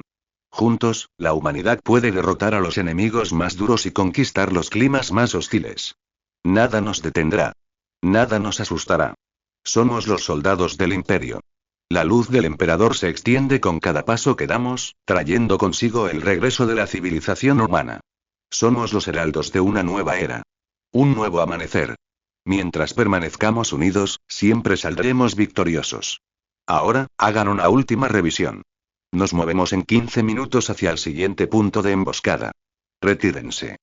Rylanor dejó de saludar y los hombres y mujeres del 18º batallón comenzaron a dispersarse para revisar sus armas y equipos.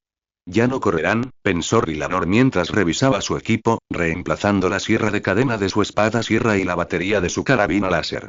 Lo percibía en la seguridad de sus movimientos. Podía percibir la nueva confianza en sus voces al hablarse. El coraje los impulsará hacia adelante y el honor los unirá a su deber. Coraje. La fuerza impulsora que resistió el miedo y moderó la temeridad. Honor.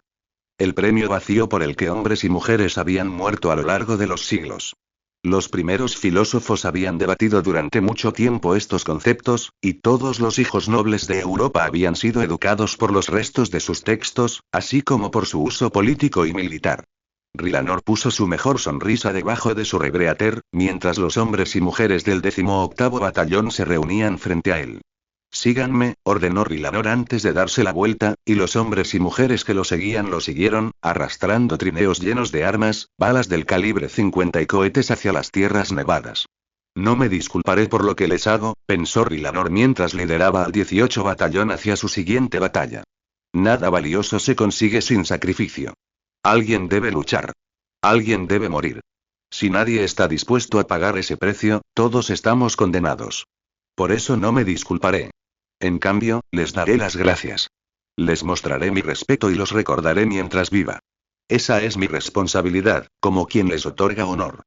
Registro de audio del rememorador de la Tercera Legión. 29.135. Un hombre luchará por dinero o poder. Luchará por virtudes, al menos por un tiempo. Pero morirá por honor. Antepondrá su vida a este concepto inmaterial, sin beneficio material ni significado vinculante.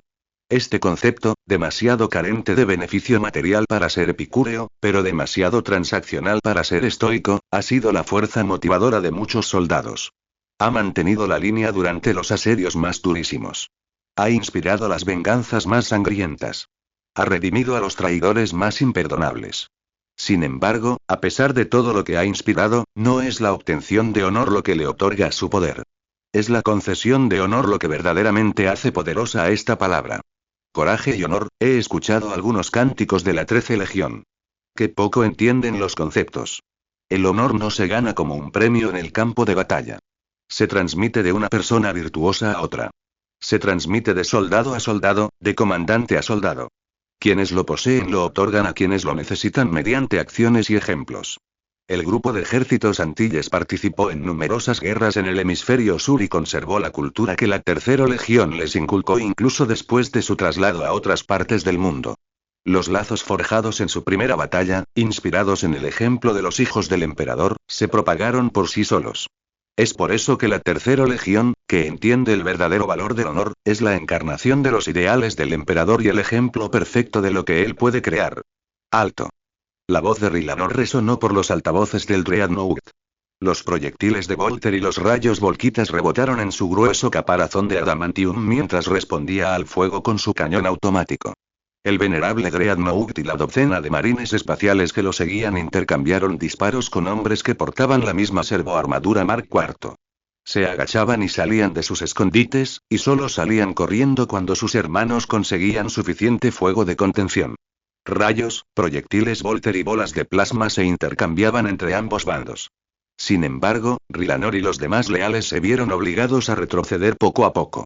No era que carecieran de armamento, protección o tácticas. Estaban en igualdad de condiciones contra su enemigo en esos aspectos. Simplemente, los superaban en número. Polvo y escombros cayeron sobre ellos mientras el sótano se sacudía violentamente. Intentan enterrarnos con bombardeos orbitales. Espetó furioso uno de los leales. Rylanor hizo una mueca mientras soltaba otra ráfaga de proyectiles explosivos, obligando a los traidores a esconderse y permitiendo que uno de sus hermanos retrocediera sano y salvo. Las cosas eran mucho peores de lo que parecían. El sótano del Palacio del Precentor se encontraba a más de 1 kilómetro bajo tierra. Solo los cañones de bombardeo de sus barcazas de batalla, montados en la parte dorsal, podían hacer tambalear el lugar. Pero ese no era el mayor problema. Si el Palacio del Precentor estaba siendo bombardeado, significaba que había un buque de guerra hostil a tiro sobre ellos. Un buque de guerra que podría derribar la única esperanza que les quedaba. Retrocedan al hangar. Ordenó Rylanor. Yo defenderé la entrada. Los demás activen las defensas antiorbitales restantes. El sigilo ya no es una opción. Despegaremos mientras la nave de guerra sobre nosotros esté distraída. Los leales respondieron con sus afirmaciones a través de la pantalla táctica de sus cascos y comenzaron a retirarse hacia las instalaciones. Rylanor se interpuso entre ellos y los traidores, usando su Dreadnought como escudo móvil mientras retrocedía con dificultad. El grueso adamantium bloqueó los proyectiles de Volter y los rayos volquitas se dirigieron hacia ellos, mientras que las ocasionales bolas de plasma perforantes eran destrozadas por los campos disruptivos de su puño de combate.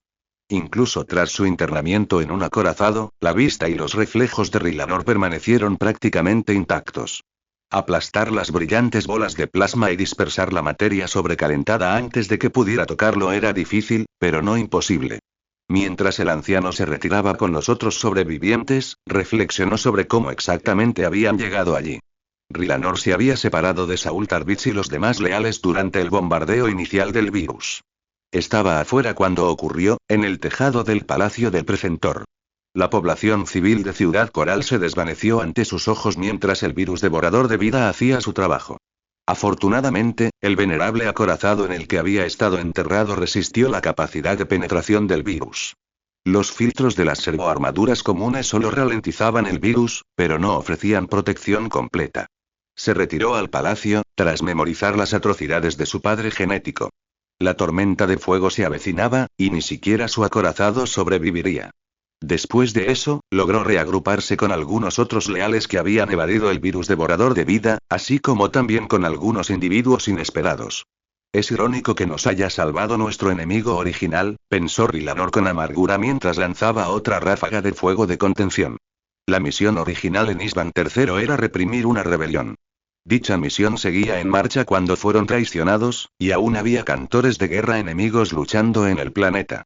Rylanor y sus leales se encontraron con uno de estos grupos de supervivientes mientras buscaban a Saul Tarvitz. Se desató una batalla y los cantores de guerra fueron eliminados. Sin embargo, sus acciones desconcertaron a Rylanor.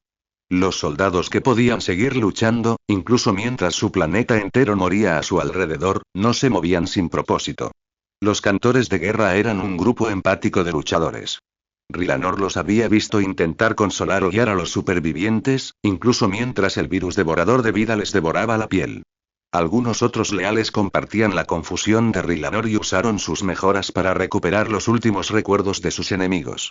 Así fue como descubrieron este hangar subterráneo y la nave que se encontraba en su interior.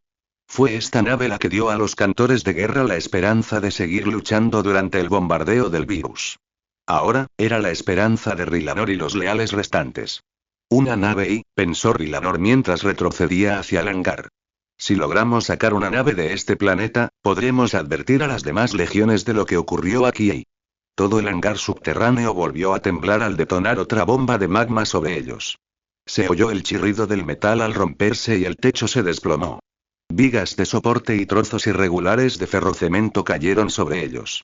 Rylanor aplastó un escombro con su puño de poder, convirtiéndolo en polvo antes de que su peso pudiera aplastarlo. ¡Fuera! Rugió. No había más tiempo. Esperaban despegar en secreto, pero las oleadas de tropas traidoras desplegadas tras el bombardeo del virus los obligaron a luchar. Ahora, con este bombardeo orbital, tendrían que confiar plenamente en la habilidad del piloto y en la pura suerte para evadir la nave de guerra que sobrevolaba directamente. La elegante nave se elevó del suelo. No tenía armas ni escudos. Solo tenía para protegerse su velocidad y un perfil de señal relativamente bajo. Hubo otro terremoto y el techo se derrumbó. Toneladas de roca cayeron sobre la nave que ascendía, estrellándola contra el suelo y agrietando su casco. Una viga de soporte que se desplomaba atravesó su ala de estribor. Los motores de la nave se encendieron al recibir las últimas órdenes del piloto, ahora muerto. Llamas vitrificantes bañaron a los leales tras Rylanor, vaporizando su carne y derritiendo su armadura en un instante. El odio puro rugió a través de los altavoces del Dreadnought mientras Rylanor atacaba a los traidores que quedaban frente a él. Habían fracasado. Los actos de los traidores quedarían impunes y sin denuncia. Incluso mientras pulverizaba a los traidores con su puño de combate y los destrozaba con ráfagas implacables de cañón automático, había fracasado. Rylanor se quedó solo en el hangar oscuro y medio derrumbado. Por alguna razón, el flujo de marines espaciales traidores se había reducido. ¿Se derrumbó algún pasillo o escalera? Seguro que no los he matado a todos. Rylanor reflexionó para sí mismo. Su despliegue táctico interno indicaba que habían pasado varios días desde que mató al último traidor que pudo encontrar. El Dreadnought se agachó, desactivando sus servos y sistemas hidráulicos mientras Rylanor reducía la potencia de su generador. Si el paso a la superficie se había derrumbado, Rylanor estaba atrapado aquí. Estaba enterrado en un acorazado con un solo brazo. Salir de allí era imposible. No queda más que esperar, pensó el anciano con tristeza, mientras su conciencia caía lentamente en un coma de éxtasis. Ya fuera para rescatarlos o para tener la oportunidad de vengarse, los antiguos esperarían. Fue un sonido lo que despertó a Rylanor. Un zumbido bajo que recorrió el suelo, provocando un hormigueo en la piel al atravesarlo. Su acorazado se reactivó al tiempo que una nube de polvo y escombros salía volando del antiguo pasadizo.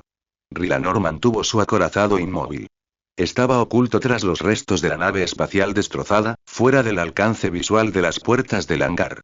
Desconocía la lealtad de estos nuevos intrusos, así que guardó silencio mientras entraban en el hangar. La preocupación de Rylanor aumentó al oír a los nuevos intrusos entrar al hangar. Sus pasos eran fuertes, un claro indicio de servoarmadura. Sin embargo, no fue ese sonido lo que lo puso nervioso. Eran sus voces. Podía oírlos hablar entre sí, con claridad y sin el sonido delator de los silenciadores. Eso significaba que andaban sin casco, pero seguía sin entender lo que se decían. El anciano miró su auspex táctico. Solo habían pasado unas décadas desde que entró en coma de éxtasis. Si eran unos cientos, o unos miles, podría haber aceptado la deriva lingüística como la razón por la que el gótico estándar ya no era reconocible. Escuchó el ruido de algo que era pateado en el suelo del hangar, seguido por una serie de ruidos repetidos. Risas. Eran risas lo que oía. Alguien se reía en la tumba sin nombre de sus hermanos, meando sobre sus tumbas con alegría. Rylanor permaneció quieto, incluso mientras la furia hervía en su interior. No tenía ni idea de la lealtad de los intrusos, ni de su armamento ni de su número. No era el momento de dejarse llevar por la ira. Mejor dejar que el enemigo viniera a por él. Los pasos blindados se acercaron a la nave estelar tras la que se ocultaba. Rylanor preparó su cañón de asalto. El puño de combate era demasiado ruidoso y brillante para usarlo en una emboscada. El pie de uno de los intrusos se asomó por detrás de la esquina. Rylanor reconoció los colores de la Tercera Legión, sus colores, en la bota. El siguiente paso dejó a la vista la parte inferior del arma del intruso. No se parecía a nada que Rylanor hubiera visto antes. Pintada de colores vibrantes, tenía cuerdas de arpa vigorosas y orgánicas, y cámaras de eco integradas. Espinas y hojas curvas sobresalían de lo que parecía un cañón casi fálico con un altavoz donde debería haber estado la boca. El tercer paso trajo el rostro del intruso a la vista, y Rylanor lo golpeó con su puño de poder sin poder en el momento en que lo vio. Donde antes había una cabeza de hombre, ahora había un montón repugnante de piel arrugada, cubierta de púas y lubricante brillante. Quienquiera que hubiera sido, había reemplazado sus ojos y boca por diafragmas negros que vibraban constantemente, permitiendo que la criatura retorcida viera y oyera. Fue una burla que Rylanor no podía permitir que existiera. Rylanor emergió de las sombras mientras el cuerpo decapitado de su antiguo hermano caía al suelo. Su cañón automático ya rugía, aniquilando a 2 traidores más mientras su puño de combate cobraba vida. Más traidores de la Tercera Legión rondaban el hangar en ruinas, excavando entre sus restos. Una bomba de virus sin explotar yacía en el suelo, probablemente recuperada de la superficie por la banda de carroñeros. Todos tenían las mismas o similares mejoras aplicadas a su piel y empuñaban armas sádicas. Un sonido retorcido provenía de los altavoces que reemplazaban sus bocas, ladrando órdenes en forma de horribles melodías. Se intercambiaron disparos. Pulsos de sonido sacudieron el hangar debilitado mientras el cañón automático de Rylanor destrozaba a los traidores, haciendo que sus cuerpos, agitados, se dispararan hacia el techo. Varios disparos rozaron el Dreadnought, enviando vibraciones escalofriantes por todo el metal, amenazando con licuar la carne de Rylanor mientras se formaban burbujas de cavitación dentro del líquido amniótico a su alrededor. La lucha solo duró unos minutos. Incluso con sus nuevas armas, los traidores no pudieron matar al ocupante del venerable acorazado. Sin embargo, el anciano no salió ileso. Rylanor cojeaba entre los restos de la nave. Varios de sus sistemas internos estaban destruidos y sus pies apenas funcionaban. El Auspex táctico se había hecho añicos por las vibraciones, y podía sentir el sabor de la sangre en el fluido que lo rodeaba. Uno, más, pensó Rylanor mientras arrastraba su Dreadnought por la esquina de la nave. Un reguero de sangre y vísceras conducía al último traidor superviviente. Su torso, bisecado, yacía allí, aparentemente muerto. Lentamente, Rylanor se acercó al traidor. Ni siquiera este cadáver aparentemente muerto era confiable. Seguía atrapado en el hangar, lo que significaba que tendría que entrar en coma de éxtasis de nuevo. Ningún traidor podía quedar con vida, ni para hacerle daño directamente ni para pedir ayuda. De repente, el traidor se volteó. En sus manos estaba el arma del primer traidor que Rylanor había matado. La cintura y el tobillo izquierdo del Dreadnought giraron en direcciones opuestas, apartando el cuerpo de Rylanor del alcance del arma del traidor. El cañón automático bajó, preparándose para disparar. Entonces el traidor se rió. Un zumbido y un murmullo repetidos salieron de los diafragmas que reemplazaban sus ojos y boca, y luego disparó hacia el techo. El cañón automático de Rylanor destruyó el cuerpo del traidor, pero el daño ya estaba hecho. Ferrocemento y metal comenzaron a llover sobre él una vez más. El antiguo se agachó bajo los restos de la nave, intentando protegerse de los escombros. Los soportes metálicos perforaron el casco de la nave, abollando la armadura de adamantium y arrancándole una pierna. Finalmente, el temblor cesó y Rylanor se quedó solo una vez más. ¿Cuántos años han pasado?, pensó Rylanor distraídamente mientras trabajaba con la única mano que tenía en su Dreadnought. Décadas, como mínimo, aunque no le habría sorprendido que alguien le dijera que habían pasado siglos. Trabajar con una sola mano descomunal significaba que el progreso era lentísimo. Estaba trasteando con la máquina retorcida que el traidor había dejado atrás. Unos cables lo conectaban a él y a la máquina al reactor de la nave. Sus líneas eléctricas internas habían sobrevivido milagrosamente tanto al primer colapso como al segundo, lo que le permitió a Rylanor mantener la energía, tanto para él como para el artefacto retorcido. El generador del Dreadnought se había estropeado poco después de reunirse con sus hermanos retorcidos. El artefacto finalmente se activó, emitiendo un zumbido constante y estremecedor. Rylanor lo agarró y lo colocó en el hoyo que había cavado tras él, encima del otro regalo de despedida que le habían dejado los traidores. La bomba de virus que habían encontrado tendría un buen uso. Ahora espero, pensó mientras se reclinaba, apuntando sus armas hacia arriba, fingiendo estar muerto. Rylanor no podía moverse y no iba a morir.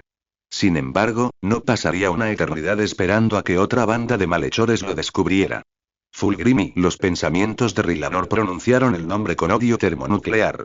Te mataré por lo que nos has hecho. Sus pensamientos no se detuvieron en los compatriotas que habían muerto allí.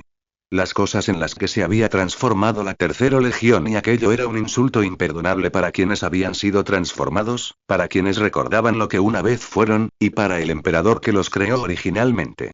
Ven, Fulgrim, pensó Rylanor mientras contemplaba el techo en ruinas, marcado por los sonidos blasfemos que los traidores habían desatado. Venir. Rylanor miró con furia a la criatura serpenteante que una vez fue su progenitor genético. El antebrazo derecho del primarca había atravesado el puño de combate de su Dreadnought con una curvilínea espada alienígena. Otra mano se había colado por una grieta en su armadura y ahora rodeaba lo que quedaba de su cuerpo. No hagas esto, gritó por los altavoces del Dreadnought. ¿Por qué no?, murmuró Fulgrim. Soy tu amo. Puedo hacer lo que quiera. Puedo aplastarte o puedo elevarte. El primarca se inclinó, como para besar el yelmo del acorazado que cubría el rostro de Rylanor. Regresa a la legión. Acepta los dones del príncipe oscuro y caminarás a mi lado, revestido de carne y hueso. Puedes ser lo que quieras, viejo amigo. Te convertiré en algo hermoso. Un dios para estos mortales. Lo único que nos queda es que moriremos juntos. Rugió Rylanor. Llamas azules habían empezado a quemar el caparazón superior del Dreadnought. El virus devorador de vida de la bomba que Rylanor acababa de detonar se extendía por el metal, encendiendo la materia orgánica residual del polvo que lo cubría. Todo ocurría a cámara lenta, gracias a la hechicería psíquica de los 1000 hijos. Soy Rylanor de los hijos del emperador, anciano de ritos, venerable de la hueste palatina y orgulloso sirviente del emperador de la humanidad. Amado por todos. Te rechazo ahora y siempre. Gritó en el rostro lascivo de su primarca. Fulgrim echó la cabeza hacia atrás y se rió. Lo siento, sonó como si te estuviera ofreciendo una opción. Fulgrim sacó la mano del agujero del acorazado y sacó a Rylanor de su sarcófago. Los tubos nutricios y los cordones umbilicales se rasgaron al exponer su piel al aire seco y polvoriento, derramando líquido amniótico que había expirado hacía mucho tiempo. Te rearé, hermano. La lengua alargada de Fulgrim lamió sus labios, humedeciéndolos sensualmente antes de separarlos para revelar los colmillos serpentinos bajo ellos. Serás mi mayor logro. El primarca demonio canturreó mientras acariciaba los pálidos restos de Rylanor, abrazándolo contra su pecho como una madre primeriza a su primer hijo. Un terror gélido invadió los pensamientos de Rylanor. Podía sentir a la criatura a la que Fulgrim se había entregado. Podía oler su embriagador almizcle y oír su risa melodiosa. Su primarca no siempre había sido así. Había sido un hombre virtuoso en el pasado. Cuándo y cómo se produjo esta transformación, no lo sabía, pero había sucedido. Rylanor no era tan arrogante como para creerse superior a su primarca. Después de todo, su semilla genética provenía del ser que lo precedía. Incapaz de escapar, luchar o incluso morir, veía el destino inevitable que le aguardaba. Sucumbiría, tarde o temprano. Si un semidios no podía resistirse, ¿qué posibilidades tenía un mortal? Pero eso no es motivo para dejar de luchar, pensó Rylanor mientras miraba fijamente a Fulgrim. He esperado más de 10.000 años, enterrado en los escombros que tú y los demás traidores nos abristeis. Durante 10.000 años he resistido la podredumbre y la rabia cegadora en los restos masacrados del sueño de la humanidad. Durante 10.000 años he permanecido junto a los cadáveres de mis hermanos, soñando con el día en que te traería la muerte. Esto no será fácil, Fulgrim. No caeré ante alguien que ha olvidado lo que significa el honor. Primarca Fulgrim. Resonó un repentino mensaje psíquico, enviado por Vistario de los 1000 hijos. Rylanor merece algo mejor que tú. Los ojos del primarca se alzaron hacia el traidor. El brillo extático que albergaban se oscureció ante la interrupción y el insulto, convirtiendo sus ojos en pozos negros llenos del veneno más sádico. Se merece algo mejor que todos nosotros. El milenario habló en su mente, luego levantó su pistola Volter y disparó a la nuca de su hermano. La cabeza de Actar explotó, y el hechizo psíquico que ralentizaba la explosión de la bomba viral se disipó. El fuego se extendió por todos ellos en un instante. Fulgrim desapareció de los ojos de Rylanor, reemplazado solo por una oscuridad total. Lo primero que Rylanor notó al despertar fue que había recuperado las manos. Las abrió y cerró con torpeza por un instante, incapaz de comprender por qué estaban allí. Había perdido todas sus extremidades a manos de un Sheno orejudo al principio de la Gran Cruzada. La diabólica criatura era rápida con la espada y los había desmembrado a él y a su escuadrón antes de ser abatido por fuego concentrado de Volter. Además, el arma del Sheno estaba cubierta de algún tipo de veneno o virus que impedía que su cuerpo se reparara con órganos de reemplazo. El internamiento en un acorazado era la única opción que le quedaba después de eso. Rylanor volvió a mirar sus manos, por primera vez en más de 10.000 años. ¿Será este el principio?, se preguntó. ¿El principio de sus intentos de doblegarme? Fulgrim había prometido devolverle su carne, y aquí regresó a su cuerpo original. ¿Pero dónde está Fulgrim?, pensó Rylanor. El lugar donde se encontraba estaba inquietantemente silencioso. No oía risas melodiosas ni risas escalofriantes.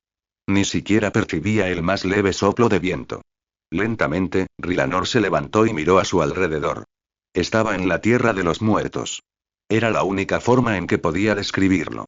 Montañas de cadáveres se extendían hasta donde alcanzaba la vista. Sin embargo, su olfato no detectaba nada. El olor a carne podrida y a intestinos vacíos estaba ausente, como si incluso las bacterias que habrían provocado la descomposición hubieran muerto. Así que estoy muerto, pensó Rylanor mientras se sentaba en el montón de cuerpos sobre los que había despertado. Miró a su alrededor para ver si Fulgrim también estaba allí, pero no vio ni al hombre idealizado ni al monstruo serpentino. Quizás sea para bien y, pensó Rylanor. El odio aún le ardía en el pecho. Incluso si esto fuera realmente el más allá, fácilmente se veía intentando matar al primarca por segunda vez. Pero eso no tendría sentido, suspiró para sí mismo. Durante un rato, el anciano de ritos permaneció allí sentado, con la mirada perdida en las crestas montañosas llenas de cadáveres que lo rodeaban.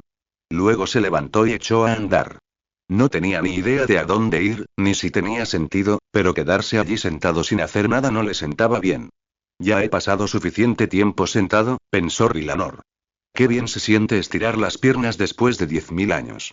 Durante un tiempo, Rylanor no hizo más que subir montañas de cuerpos y bajar valles llenos de cadáveres. No tenía ni idea de a dónde ir ni qué hacer, pero siguió caminando a pesar de todo. Al cabo de un rato, se dio cuenta de que el paisaje había cambiado.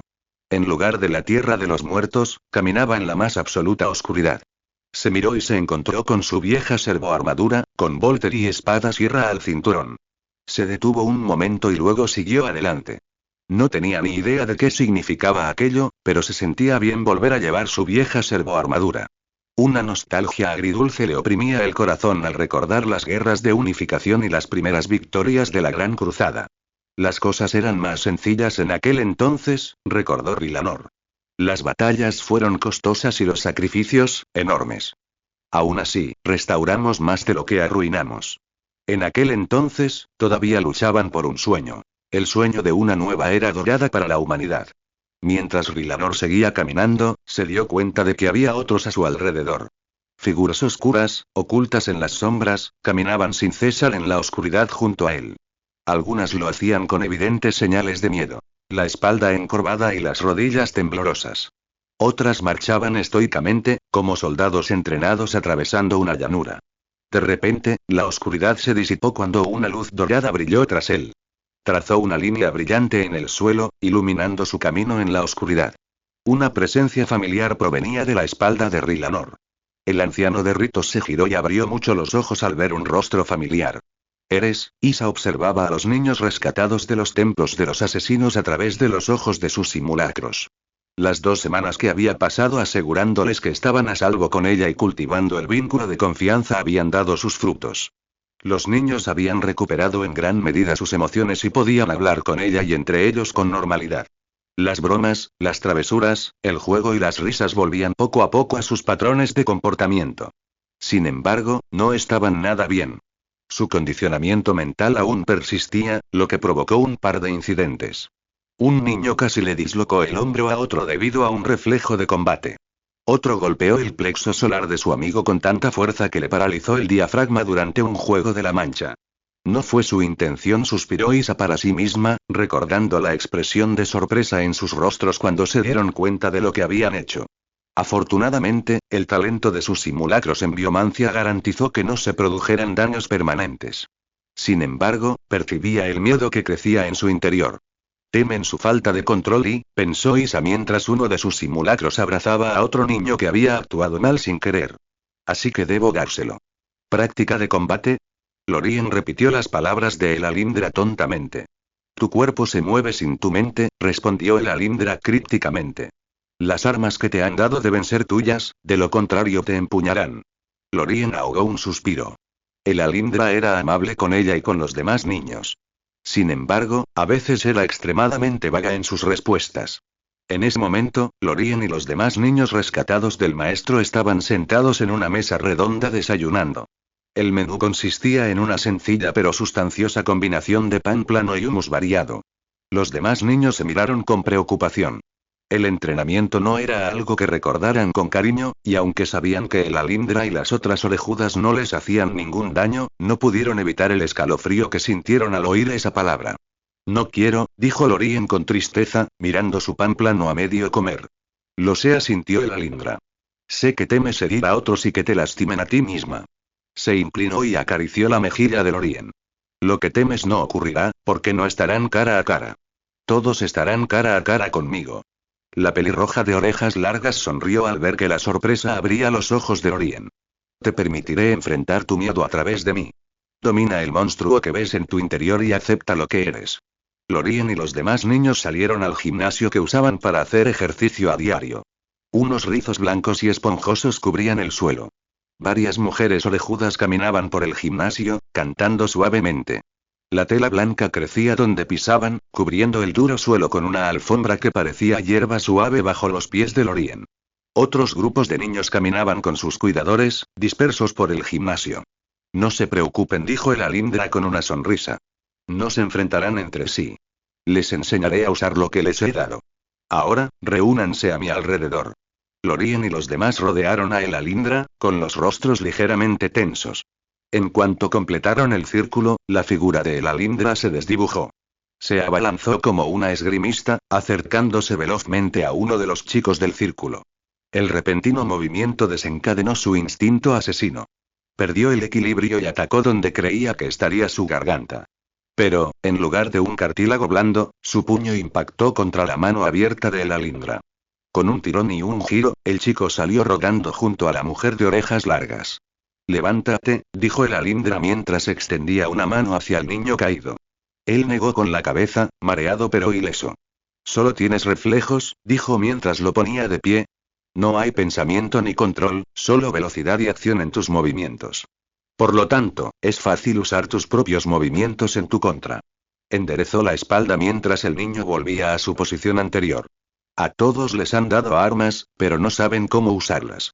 Eso es peligroso, porque tienen algo que puede dañar a otros, pero no pueden manejarlo lo suficientemente bien como para defenderse. Sus ojos se encontraron con los de ellos mientras se giraba hacia cada niño. Hagan suyas esas armas. Búsquenlas con voluntad y propósito. Lorien se me doblaron las rodillas mientras jadeaba sin aliento. Todos los demás estaban en un estado similar, tumbados o sentados, cubiertos de sudor. La sesión de entrenamiento de el alindra había durado horas, y ni una sola vez habíamos podido golpearla. Era como si supiera lo que haríamos antes de que lo hiciéramos, dando vueltas y vueltas para esquivarnos en el último instante. Incluso cuando la rodeamos, permaneció intocable. Solo se veía un destello cegador de pelo rojo, que se movía tras ella como la cola de un cometa. Miré fijamente a la mujer de ojos grises. Ella me devolvió la sonrisa, con una expresión condescendiente mezclada con diversión aburrida. Una chispa de ira se encendió en mi cerebro, enviando impulsos eléctricos que obligaron a mis músculos cargados de ácido láctico a levantarse de nuevo. Debilidad, dijo el alindra mientras esquivaba mi puñetazo. Eso es lo que temes. Su tono permaneció impasible, incluso mientras giraba para escapar de mi siguiente golpe. Incluso la percepción de ser menospreciada es suficiente para que te suba la adrenalina. Apreté los dientes mientras giraba para seguirla. Los instintos que el maestro y sus asistentes me inculcaron se dispararon uno tras otro, lanzándole puñetazos, patadas, codazos y rodillazos. Pero no es solo eso. El alindra rió entre dientes mientras bailaba a mi alrededor. Odias perder. Odias ser débil. Odias que te menosprecien. Calor. Sentía el cuerpo ardiendo. Un rojo sangre teñía todo lo que veía. Perder significa morir. No puedo perder. Mi mente regresó a los oscuros campos de entrenamiento. Al último día que estuve allí. Nos emparejaron y nos ordenaron matar a nuestro oponente. Estábamos igualados. Ambos habíamos sobrevivido allí durante años. Pero perdí. Tropecé, no tropecé con nada y me desplomé sobre el suave césped blanco. Por eso perdiste. El alindra se agachó, arrodillándose ante mí. Mis brazos y piernas temblaban mientras intentaba levantarme. Estaba de vuelta en el campo de entrenamiento del maestro, en el duro suelo, con los brazos y las piernas temblando. El otro niño seguía de pie, con los puños en alto y las rodillas dobladas. Me obligué a levantarme de nuevo y me lancé. Te negaste a perder, murmuró el alindra mientras me veía forcejear, resbalando en el suelo blanco bajo nuestras narices. El suelo del campo de entrenamiento estaba gris. Lo observé al caer de nuevo. Mi sangre era lo único que lo teñía, un rojo oscuro y pegajoso que salpicaba el fondo opaco. Me levanté una vez más. No podía perder. Necesitaba, eso no es cierto, ¿verdad? Me preguntó el Alindra, llevándome de vuelta al gimnasio. No perdiste cuando te derrotaron y te destrozaron. Perdiste mucho antes. Miré fijamente a la pelirroja. Las luces sobre ella proyectaban una sombra sobre mí. Regresé al campo de entrenamiento, arrojado hacia atrás sobre las duras piedras después de mi estocada, mirando fijamente a mi oponente. Se suponía que íbamos a estar igualados, pero cada vez que intercambiábamos golpes, yo era el que acababa en el suelo.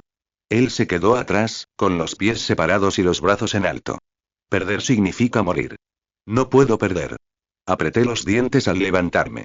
El amo nos ordenó luchar a muerte, pero se limitó a retroceder y esperar mientras me levantaba. No te detuviste. La voz de la Alindra me despertó del recuerdo. Seguiste atacando, aunque tu cuerpo no podía seguirte el ritmo. Estaba débil, espeté, aturdido y delirante por el esfuerzo.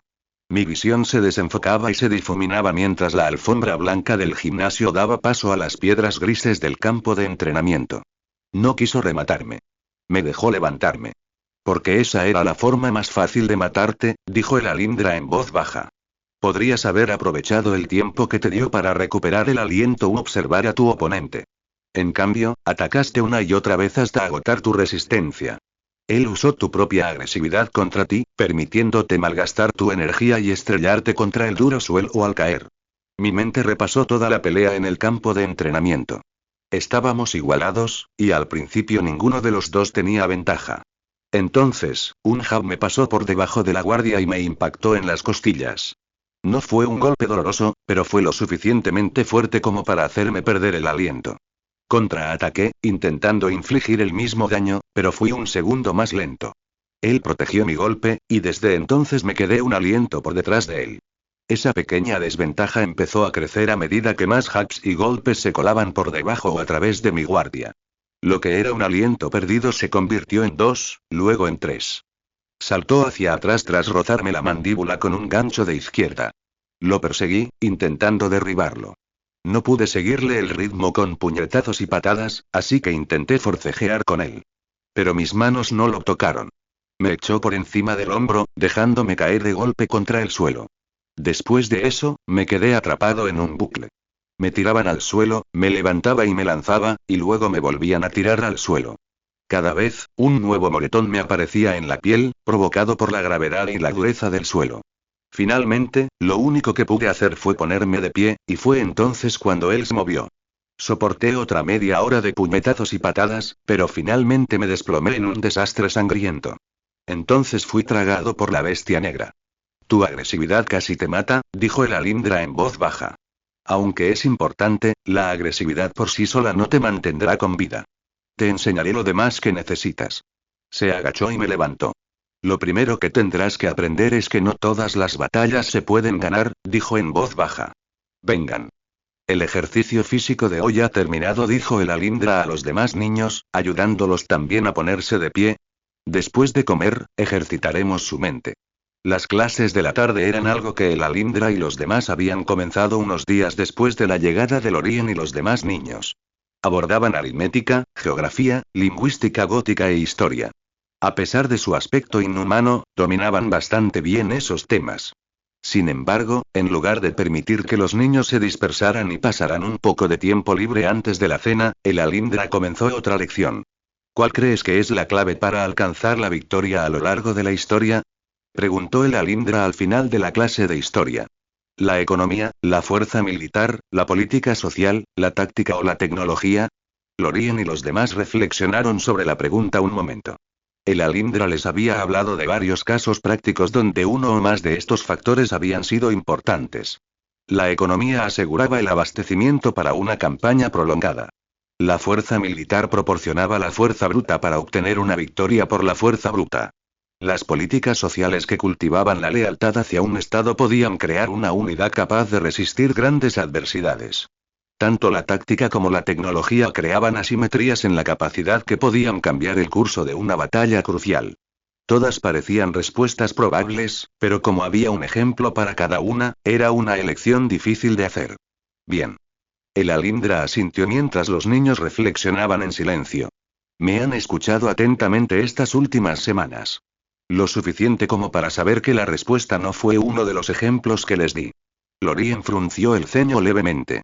Era una artimaña astuta enumerar varias opciones, como si fueran válidas, mientras ocultaba la verdadera respuesta en silencio. Claro que el Alindra y las demás mujeres nunca eran del todo sinceras sobre nada.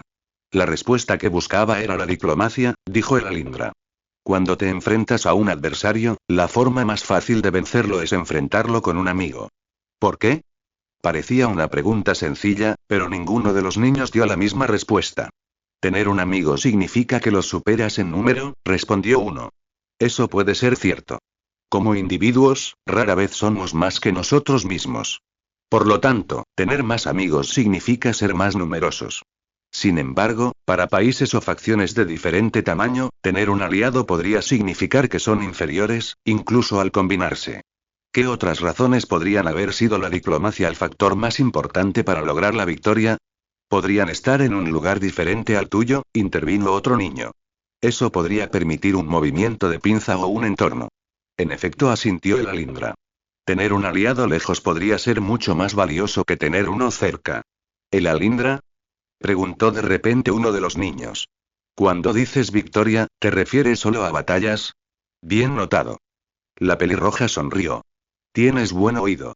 La victoria se puede lograr de muchas maneras. La batalla es solo una de ellas. Embargos comerciales, tratados, creación de economías codependientes y todas estas son formas de alcanzar la victoria por medios económicos. No se puede ganar solo ganando dinero, se quejó Lorien. Es cierto, asintió el Alindra. Sin embargo, la economía es un factor importante para la victoria. Puede tanto ganar batallas como evitarlas. Pero, ¿cómo se hacen aliados, el Alindra? Preguntó otro chico. Hay muchas maneras. Pero la que te enseñaré hoy se llama diplomacia. Eso no es simplemente hablar con alguien.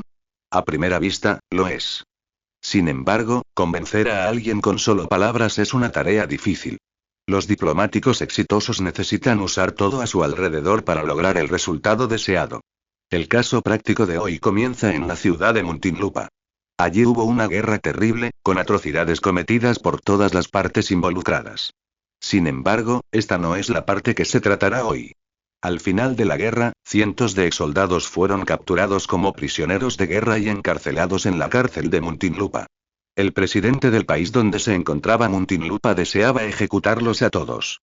Él mismo había perdido a su esposa, hijos y hermanos a manos de los invasores. El sentimiento vengativo entre la población era fuerte, y muchos se oponían a la idea de seguir alimentando y encarcelando a los prisioneros de guerra. Matarlos habría aumentado considerablemente su popularidad. Sin embargo, todos los prisioneros de guerra fueron finalmente liberados y enviados de regreso a su patria.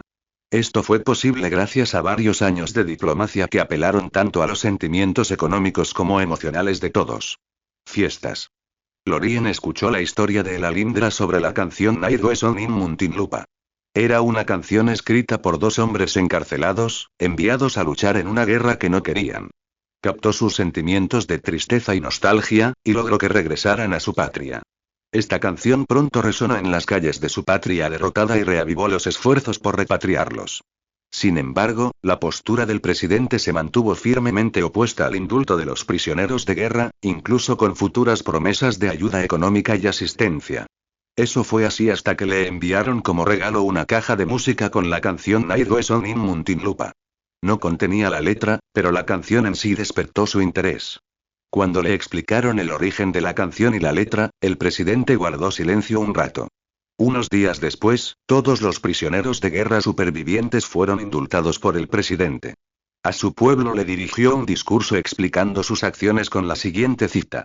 Debería ser el último en perdonarlos, ya que asesinaron a mi esposa, a mis 3 hijos y a otros 5 miembros de la familia. Lo hago porque no quiero que mis hijos y mi pueblo hereden de mí el odio hacia quienes aún podrían ser nuestros amigos por el bien del país. Después de todo, el destino nos ha hecho vecinos. La diplomacia no se da solo en la mesa de conferencias, ni solo con incentivos, dijo el Alindra al terminar la lección. No es un arte carente de alma, concebido para ser puramente materialista. A veces, uno debe implorar la misericordia del otro y confiar en la bondad de su alma y en su deseo de un futuro mejor. Lorien miró fijamente a la pelirroja. Aunque era una historia agradable con final feliz, la asustaba. Creer en la buena voluntad de otro no le resultaba fácil. Incluso ahora se sentía distante de los demás niños, sin siquiera recordar sus nombres. Para ella, todos seguían siendo competidores en la lucha por la supervivencia, incluso si el entorno en el que vivían era más amable que el del maestro. Ahora, pónganse todos de pie, dijo el Alindra. Saquen las mesas y ayúdenme con los platos. Es hora de cenar. Lorien se puso de pie y comenzó a hacer su parte con los demás en silencio.